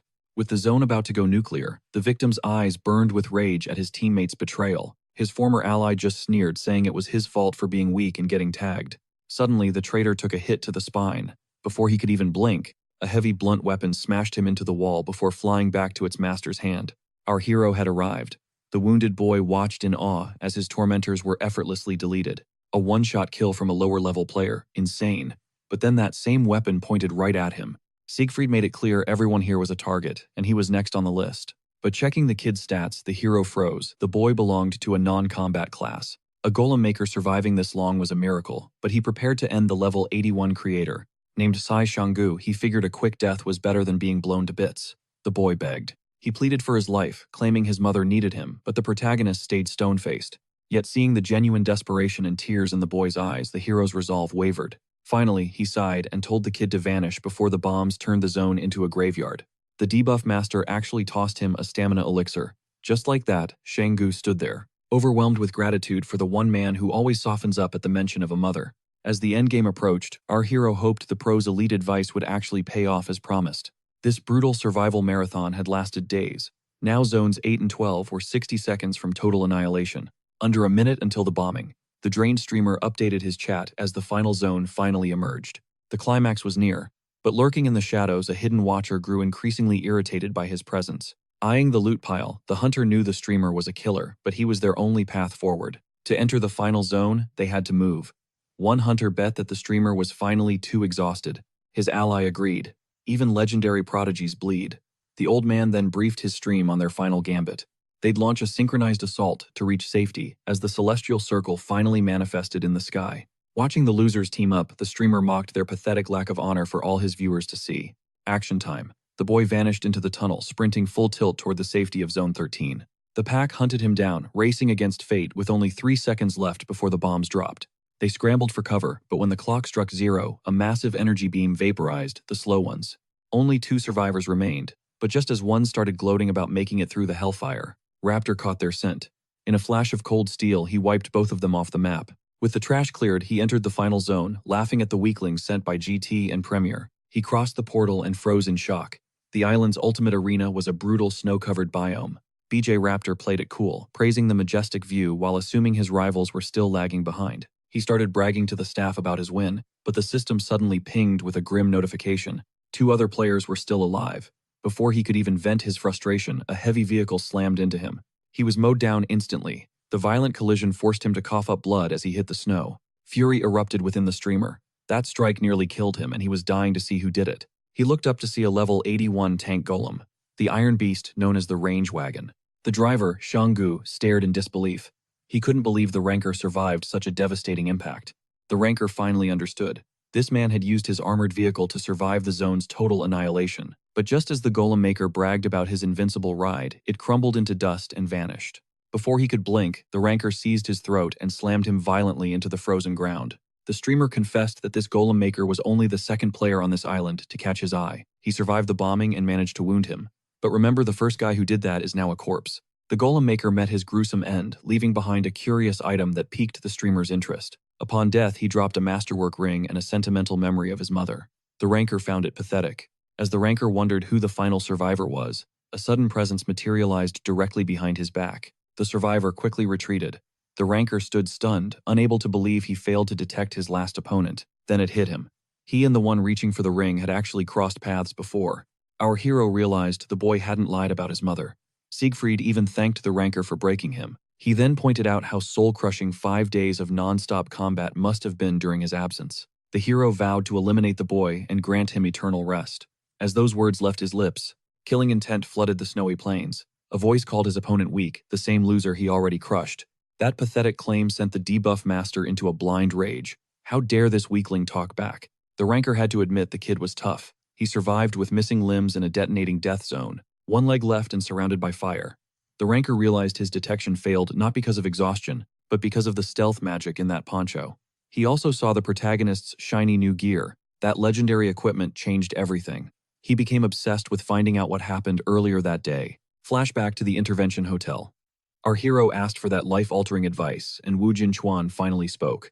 The island's self-destruction failed to touch our hero, proving he wasn't bound by the game's rigid system. Finally, it clicked on this chaotic island he possessed, absolute unchecked free will to forge his own destiny. He could bypass forbidden zones with ease, completely outmaneuvering both the map and the legendary Siegfried. While Siegfried panicked about being eliminated in restricted areas, his ally remained calm. That wouldn't happen to them. The guard's sharp tactical mind left our hero stunned just as Wu Jinchan dropped a cryptic warning. He cautioned that dying again would expose his secret edge, but our protagonist vowed he wouldn't lose twice. Moments later, the young warrior ventured deep into the second zone, a place strictly off-limits to every other player. Tae-Sung Han's jaw dropped when he realized his friend's wild theories were actually 100% true. He weaponized these forbidden zones, using them as a sanctuary, while other players tore each other apart outside. This newfound freedom allowed him to scavenge top-tier loot dropped by every single player eliminated on the map. Tae-Sung Han smirked, planning to gear up while his rival exhausted himself in a pointless uphill struggle. He scavenged a heavy blunt weapon and a simple poncho, yet he knew this wasn't nearly enough yet. Gear alone wouldn't secure the win. He needed raw power. That's when he remembered his ultimate hidden trump card. Flash forward to now, the master of debuffs and the Asura were finally standing face to face. While the entire chat simped for the streamer, one lone viewer commented about having a weird gut feeling. Seeing a prediction of his defeat enraged the high ranker, fueling his desperate need to crush the competition. Obsessed with going pro, he grew sick of his toxic fans, dreaming of how this win would change everything. No more making videos. He told his chat to chill, claiming that despite his fatigue, he was fine. He screamed that a level 50 couldn't touch him and charged, but our hero dodged with millisecond precision. The streamer's ego took a hit when his weak opponent landed a strike he barely managed to block. Pain surged through him, sparking irritation, yet the ranker couldn't help but feel a twisted sense of intrigue. High-tier gear shouldn't make a weakling this strong, but Siegfried muttered that the real show hadn't started. Panic was premature. Since he hadn't revealed his true strength yet, the streamer glanced at his chaotic chat. Seeing his own fans praise his opponent sent him into an absolute uncontrollable state of pure blinding rage. Our hero suddenly addressed the hostile audience directly, leaving the thousands of viewers completely baffled and stunned. Nobody expected him to speak up, as he calmly apologized to those who actually supported his toxic rival. Then the protagonist made a cold declaration he was about to put this arrogant young genius in his place. His fanbase exploded instantly, with many viewers begging the mysterious warrior to start his own legendary livestream. Elsewhere, the pet chirped at its caretaker, checking on its master, a clear sign of genuine concern to the guard. Though the Sundara hamster tried to play it cool, the hidden class player promised that everything was under control. This filled the forest spirit with pure bliss. Wu Zhenchao had already foreseen our hero's winning strategy. He wasn't just picking random trash. His current weapon was a heavy hitter, but suffered from agonizingly slow speed. He negated that weakness instantly by equipping Quicksilver gloves to massively boost his overall attack speed and lethality. Our hero didn't stop there, slotting in the piercing of greed to significantly amplify his vital lifesteal capabilities. He realized his friend's game knowledge eclipsed the rankers, proving that rank isn't everything when it comes to strategy. Every item was chosen specifically to counter his foe. Still, the streamer's god-tier reaction speed kept him dangerous. Fatigue or not, he still held the advantage. Meanwhile, our hero watched with curiosity as things took a turn. The arrogant prodigy cackled after landing a blow, mocking the hero about teaching him a lesson in true power. He claimed he'd been holding back, but his own chat began roasting him for losing his absolute cool. When they predicted his loss, he snapped at them, leaving his entire audience completely shocked by his toxic outburst. Following that outburst, the streamer spat that since they weren't being supportive, his fans were essentially worthless trash. Confusion turned to fury as he insulted them, calling his viewers jobless losers wasting their lives on his stream. He told them to shut up, leaving our hero stunned. This opponent was far more unhinged than he first thought.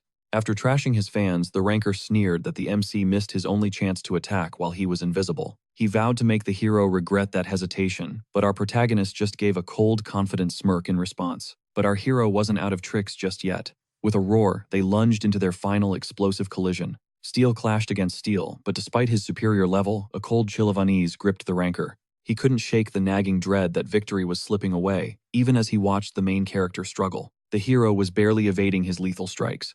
Still, the ranker found himself haunted by the kid's unnervingly calm eyes. That total lack of fear was starting to get under his skin. He absolutely loathed the protagonist's sheer audacity. Sick of that overconfident stare, he hurled his dagger. In a heartbeat, the hero triggered his quick draw. Our protagonist raised his shield just in time, but shock hit him as the blade pierced straight through his defense. Without missing a beat, the boy lunged forward, catching our hero completely off guard. The streamer delivered a brutal kick, sending the protagonist reeling until he slammed his hand into the frozen ground. Using the snow to kill his momentum, he pivoted and charged right back. Witnessing this, the ranker gave chase, mocking the debuff master for finally losing his cool and running away. He looked like a cornered dog.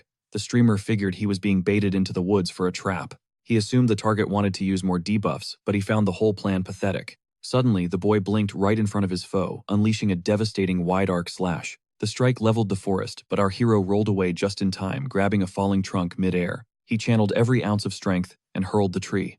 The ranker was stunned by such pure insanity. Despite the chaos, he didn't flinch, expertly slicing the massive projectile in half with one clean stroke. He was ready to end the hero's life until he spotted a spear whistling through the air toward him. Glowing with radiant light, the projectile closed in.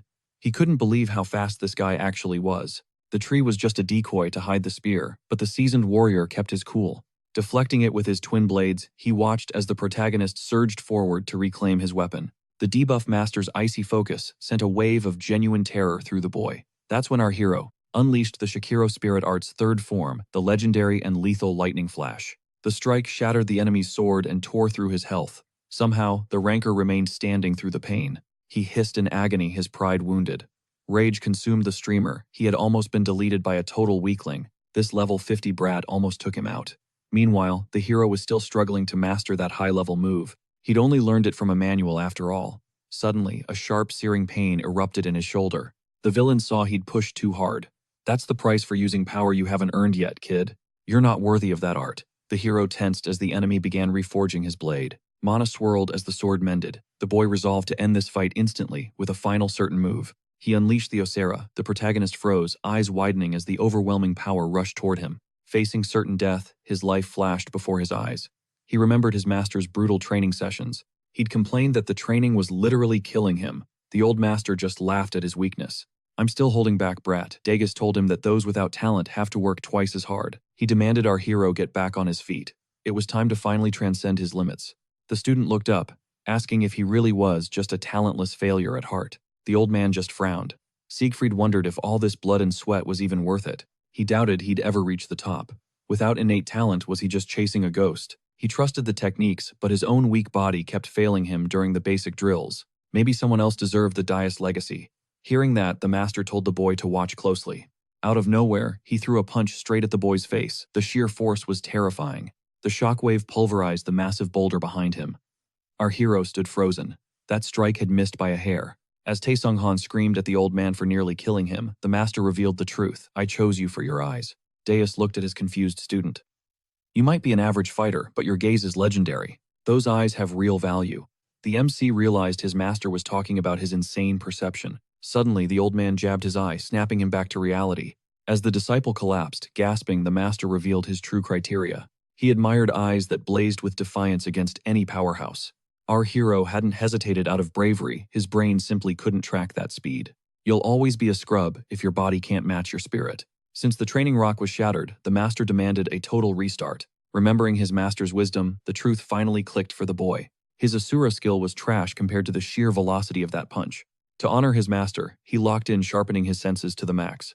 Like a ghost, he blurred past the first strikes, leaping through the storm. Slipping into the ultimate blind spot, he closed the gap on his prey. BJ Raptor froze, completely rattled by that superhuman reaction time. "You're too slow," the protagonist smirked, summoning his heavy metal. One final smash, later the so-called prodigy was deleted from the game. With the ranker dead, our hero stood alone as the ultimate champion. In the real world, BJ Raptor smashed his VR headset in a total meltdown. He couldn't cope with getting folded by a literal nobody. Vengeance was now his only mission, as night fell over the city. Meanwhile, the system declared our hero the king of battle survival. He knew he'd clutched it by a hair. Rested, his foe was a monster. Then, the god-tier loot dropped, the mythical Soul Division necklace. Taesung Han stared, shook by the insane value of his new treasure. Before deciding to flip it or equip it, a massive airship arrived. A royal red carpet rolled out as elite guards swarmed the deck. Baron Neidelberg stepped forth, hailing Siegfried as the sole survivor. He came as the voice of Emperor Stuttgart himself. The hero bowed low, accepting the royal praise for his bloody victory. The Baron prepared to deliver a life-changing decree from the throne. Our adventurer was zoning out, still reeling from his accidental win. He mentally thanked Wu Jinchan for the massive carry. His mumbling didn't miss the Baron's sharp ears for a second. He played it off as a shiver, prompting the noble to cut to the chase. The Emperor officially granted him lordship over the Prositine region. His identity shifted forever, reborn as the legendary Siegfried von Fruedwasser. With 3 new titles equipped, he was officially royalty now. Taesung Han stood paralyzed. He was now a citizen of the Empire. Being called a king felt weirdly awkward despite the massive flex. "You'll grow into it," the Baron whispered, leaning in close. He warned the new king to hide the truth behind his fluke victory. For the Emperor's reputation, they had to pretend this was all planned. As the rewards piled up, he was relieved they played along. The prize was the Elixir of Validation, a legendary debuff cleanser. He realized the item was useless to him right now. Selling it crossed his mind, but he knew this trump card was worth keeping. 3 days later, the dust of his epic victory finally settled. Clasping a worn-out shovel, the legendary golem maker from the event, Shanggu, was grinding away at a dusty construction site. His foreman barked orders demanding more speed. Despite the exhaustion, the young man pushed his limits to satisfy the boss's relentless pressure. Desperate to fund his mother's life-saving surgery, he endured insults about his performance while being told his struggles weren't special. Suddenly, his phone vibrated. Before he could even check the screen, his boss started screaming about slacking off on the clock. The foreman ranted that there were 0 excuses for distractions, but the voice on the line carried news that stopped time. A miracle had happened for young Song-ho. A mysterious donor had finally stepped up for his mother's bone marrow transplant. Even though the benefactor chose to remain a ghost, the weight of the world lifted, and he collapsed in tears of pure gratitude. The hospital needed him to sign the paperwork immediately. Without a second thought, he dropped his tools and sprinted toward Hope. Watching him bolt from the site, his narrow-minded boss and co-workers just assumed he was another quitter, running away from hard labor. Speeding past a luxury ride, the driver teased his passenger about being satisfied. That's when Wu Jinchan spotted our hero. It was wild seeing such kindness from someone living in a cramped studio, though the irony of Chan's massive help wasn't lost on him. With a confident grin, our protagonist revealed his plans to move. It was clear his glow-up was officially in full swing. Siegfried doubled down, explaining how looting the ruins filled his pockets enough to aim for a massive mansion instead of a flat. Anything beats a tiny studio, but Wu Jinchan wasn't letting him off easy, jokingly calling him out for not sharing the wealth. After all the hits he took to help his friend, he felt he deserved a trophy. Then something finally piqued his interest. He couldn't help but smirk when the main character pointed out that the very drink in his hand was his thank you gift. Taesung Han chuckled, promising that a real reward was coming. He wasn't about to leave his ride or die hanging after everything. He sincerely thanked him for the life-altering support. Hearing those words, the high-level pro couldn't help but feel a surge of pride. Eugene Chan's tone shifted, sparking curiosity. He questioned the debuff master about his strange choice during the last big fight. Why didn't he nerf the streamer into oblivion? Taesung Han simply explained that his debuffs had a strictly limited proximity. Plus, an opponent that sharp wouldn't slip up twice. Honestly, it would have felt cheap to kick someone when they were already down. Nerfing an exhausted foe just didn't sit right with him. But now he had to worry about how the big guilds would react, especially their boss. Over at the Genesis headquarters, the atmosphere was thick enough to cut with a blade during an emergency meeting. The guildmaster's voice was ice cold as he brought up the humiliating report their top ranker had been absolutely crushed. Losing to a mere level 50 was a disaster. A subordinate tried to play it off as a tiny slip-up begging for forgiveness. Desire wasn't buying it. A 150-level gap isn't a mistake. It's an impossible total failure that defies logic. He calmly placed a heavy hand on the man's shoulder, his eyes piercing through him. "Were you the one in charge of this mess?" The second, the man nodded, his head rolled. Without missing a beat, the guildmaster turned his terrifying gaze toward the rest. He ordered a full dossier on Siegfried immediately. He needed to know exactly who had the guts to derail his grand design. Desire, the tyrant of Genesis, was officially on the warpath. Meanwhile, our hero was busy telling movers to be careful. "Watch the fragile stuff, guys." One of the movers, stunned by the luxury, couldn't help but ask for the secret to his success. How could someone this young afford such a massive penthouse? They figured he had to be some genius CEO or a high-stakes trader. Tae Sung-han just gave them a casual shrug.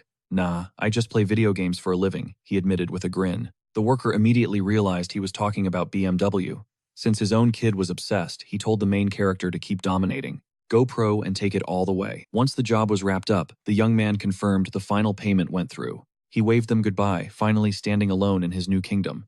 A massive wave of relief washed over his tired body. A genuine smile broke across his face. He'd actually done it. The dream of moving out was no longer just a fantasy. Just months ago, he wouldn't have dared to imagine living like this. Fate had played a wild card leading him here. Entering that massive event was the best accident ever. The sheer amount of gold he raked in changed his entire reality. He was officially debt-free and owning a luxury crib. He was almost tempted to send a thank you note to the Chaos Maker. Shout out to the drunken captain for starting this chain of events. Now it was time for our hero to get back to business. His target, Herbert's ultimate weapon. Soon he touched down on a lonely, sun-drenched island far to the south. Ham was vibing with the tropical weather, treating it like a 5-star vacation. But his peace was shattered by a stern command. "Keep up or get left behind," the little pet whined, arguing that they should just chill and soak up the island vibes. But his master wasn't having it. This wasn't a holiday, they were there for a mission. Meanwhile, the little hamster. After mocking the main character's stiff attitude, the hero's interest peaked upon finding custom-sized gear. Surviving the chaotic survivor battle, our legend finally touched down on the mythical treasure island. The mad blacksmith's legendary weapon lay hidden here, but an eerie vibe crawled across the island. No mana, no monsters, just dead silence. Honestly, this level of peace felt straight-up ominous. Siegfried jumped as his inventory glitched open and a mysterious map materialized before his eyes. The forest spirit instantly identified the ancient parchment as the long-lost map to the ultimate treasure. The map suddenly bolted. Our hero realized he had to hunt it down before it vanished. He warned his pet to hang on tight, then blasted off like a rocket, annoying the spirit. Chasing the map deep into a dark cavern, Siegfried knew he'd finally found the weapon's lair. A ghostly mana drifted from the depths. Safety first, he parked his hamster sidekick at the entrance. Ham volunteered to stand guard, leaving our hero to face the baffling prize waiting inside alone. As he gazed upon Herbert's final masterpiece, the chamber's torches erupted into life, illuminating the dark. That faint mana pulse came from a necklace. A mythical tier treasure of immense power. This unbreakable relic, the Staff of God, was a tribute to the Lord of Chaos's weapon. Its insane specs stunned him. It could strike targets from beyond the planet's atmosphere. It promised mass destruction, but there was a catch. It only worked once every single year. Something felt off. This clunky limitation didn't match the mad blacksmith's usual stroke of absolute genius. Regardless, he claimed it. The mythical relic scanned his soul and initiated a soul-binding contract immediately. The moment he touched the staff, reality warped. Suddenly, he was trapped inside a mysterious dungeon. A voice boomed from the shadows, declaring our hero the chosen one to finish a legendary task. The debuff master snapped into a combat stance, demanding the mysterious spirit identify itself immediately. The spirit revealed the hero was just seeing a magical mirage of his work. A memory was etched into the weapon. He was face to face with the legendary Herbert. Confronting the blacksmith of death was a shock. He expected a stout dwarf, not a hulking orc. Herbert took offense, bragging his skills crushed any dwarf's ironic since the orc was surprisingly short. Herbert grinned, genuinely thrilled to finally meet the successor who would complete his unfinished life work. Our hero was confused, he just wanted loot, but the orc insisted the Staff of God was incomplete. Since Herbert was long dead, the burden of finishing this masterpiece now fell on our hero's shoulders. The hero exploded. He'd crawled through hell just to find a half-baked weapon, absolutely ridiculous. It was hard to swallow. The legendary weapon Siegfried obsessed over was nothing but an unfinished prototype. Fuming, Tae Sung-han processed the news before slamming the divine Staff of God onto the dirt. The orc was horrified. He didn't entrust his masterpiece to a brat just to be disrespected. Our furious MC snapped back. "I own this now, so you've got zero right to judge me." Stunned, the orc watched as the system window confirmed our hero was the artifact's rightful master. Tae Sung Han threatened to dump the relic somewhere remote, driving the orc into a total frenzy. The spirit folded instantly.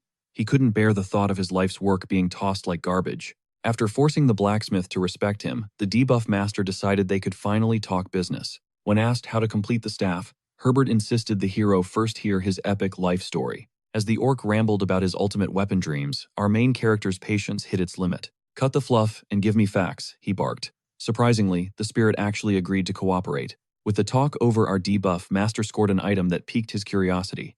It was Herbert's blueprint, a legendary world-ranked recipe for forging the absolute peak of weaponry. Herbert warned that only a Grandmaster-level blacksmith could ever hope to manifest the blueprint's true power. He mentioned how lucky they were that every era usually produces at least one Grandmaster Smith. But soon he realized this wasn't the main issue. The orc gestured toward the following page. Glancing down, our hero froze. The required materials were absolutely insane. The blacksmith realized these items were legendary rarities, but the hero called it straight up impossible. Who could harvest a demon lord's heart? Tae Sung Han sighed, apologizing for failing to complete the ultimate weapon. His face fell. A defeated Herbert lamented, delaying the staff's creation until his final days. Seeing the hero's cold reaction, the orc snapped at his lack of basic empathy. Siegfried told him to chill out, claiming he understood the situation perfectly. He acknowledged the orc's mythical status, proving he hadn't actually rejected the quest. The hero explained that scavenging such divine components would take an eternity. First, he needed to grind for levels to even stand a chance against those monsters. He told Herbert to stay patient. Hearing this, the blacksmith's eyes glimmered with newfound hope. Admitting he still had much to master, the orc thanked the weapon's future master. To accelerate the hero's growth, Herbert pulled out a hidden trump card for his journey. A Mega Rush Elixir. It boosts EXP by 70% for a full week, with growth logs included. He also handed over a name template, granting a massive 50% discount at B. Marion headquarters. The hero grinned. The legendary smith urged him to reach the peak of power immediately. Only then could his dream manifest. Tae Sung Han nodded, promising to surpass all limits. Outside, the boar spirit stood guard. As soon as the hero emerged from the shadows, the hamster started whining about the delay. Ham Heem demanded to see the legendary blade. The hero nodded, though it still needed finishing touches. With the deal sealed, it was time to reclaim his lost EXP, much to the hamster's utter boredom. Suddenly, a system alert popped up, reminding him of a massive, lingering headache. Siegfried had to visit his new kingdom to be crowned as their first sovereign. Trudging through the forest toward the Protein region, they neared the Proa kingdom. Ham Heem scoffed. The place was a total dump, no gates, nothing. Tae Sung Han's frustration reached its boiling point. Why was he babysitting this backwater village instead of grinding levels? He ranted furiously until even the hamster told him to pipe down. The debuff master insisted he had every right to be salty after losing so much time. Ham Heem tried playing peacemaker, suggesting that kingship might come with epic hidden rewards. The adventurer wasn't buying it. He had zero interest in wearing a heavy, burdensome crown. Good governance offered no guarantees. He kept grumbling about how tedious royal duties were. He only cared about the loot. Seeing the quest window, he charged toward Proa in a rage. He swiped the screen away. Deep down, Tae Sung Han sensed a major red flag. Why would an emperor hand a whole kingdom to a random adventurer? It smelled fishy. The pet felt a chill as his master glared at him. Ham Heem took immediate offense. The hero called him fat. The hamster insisted he was shredded despite only being seen eating. He huffed that he was more than capable of walking his own path.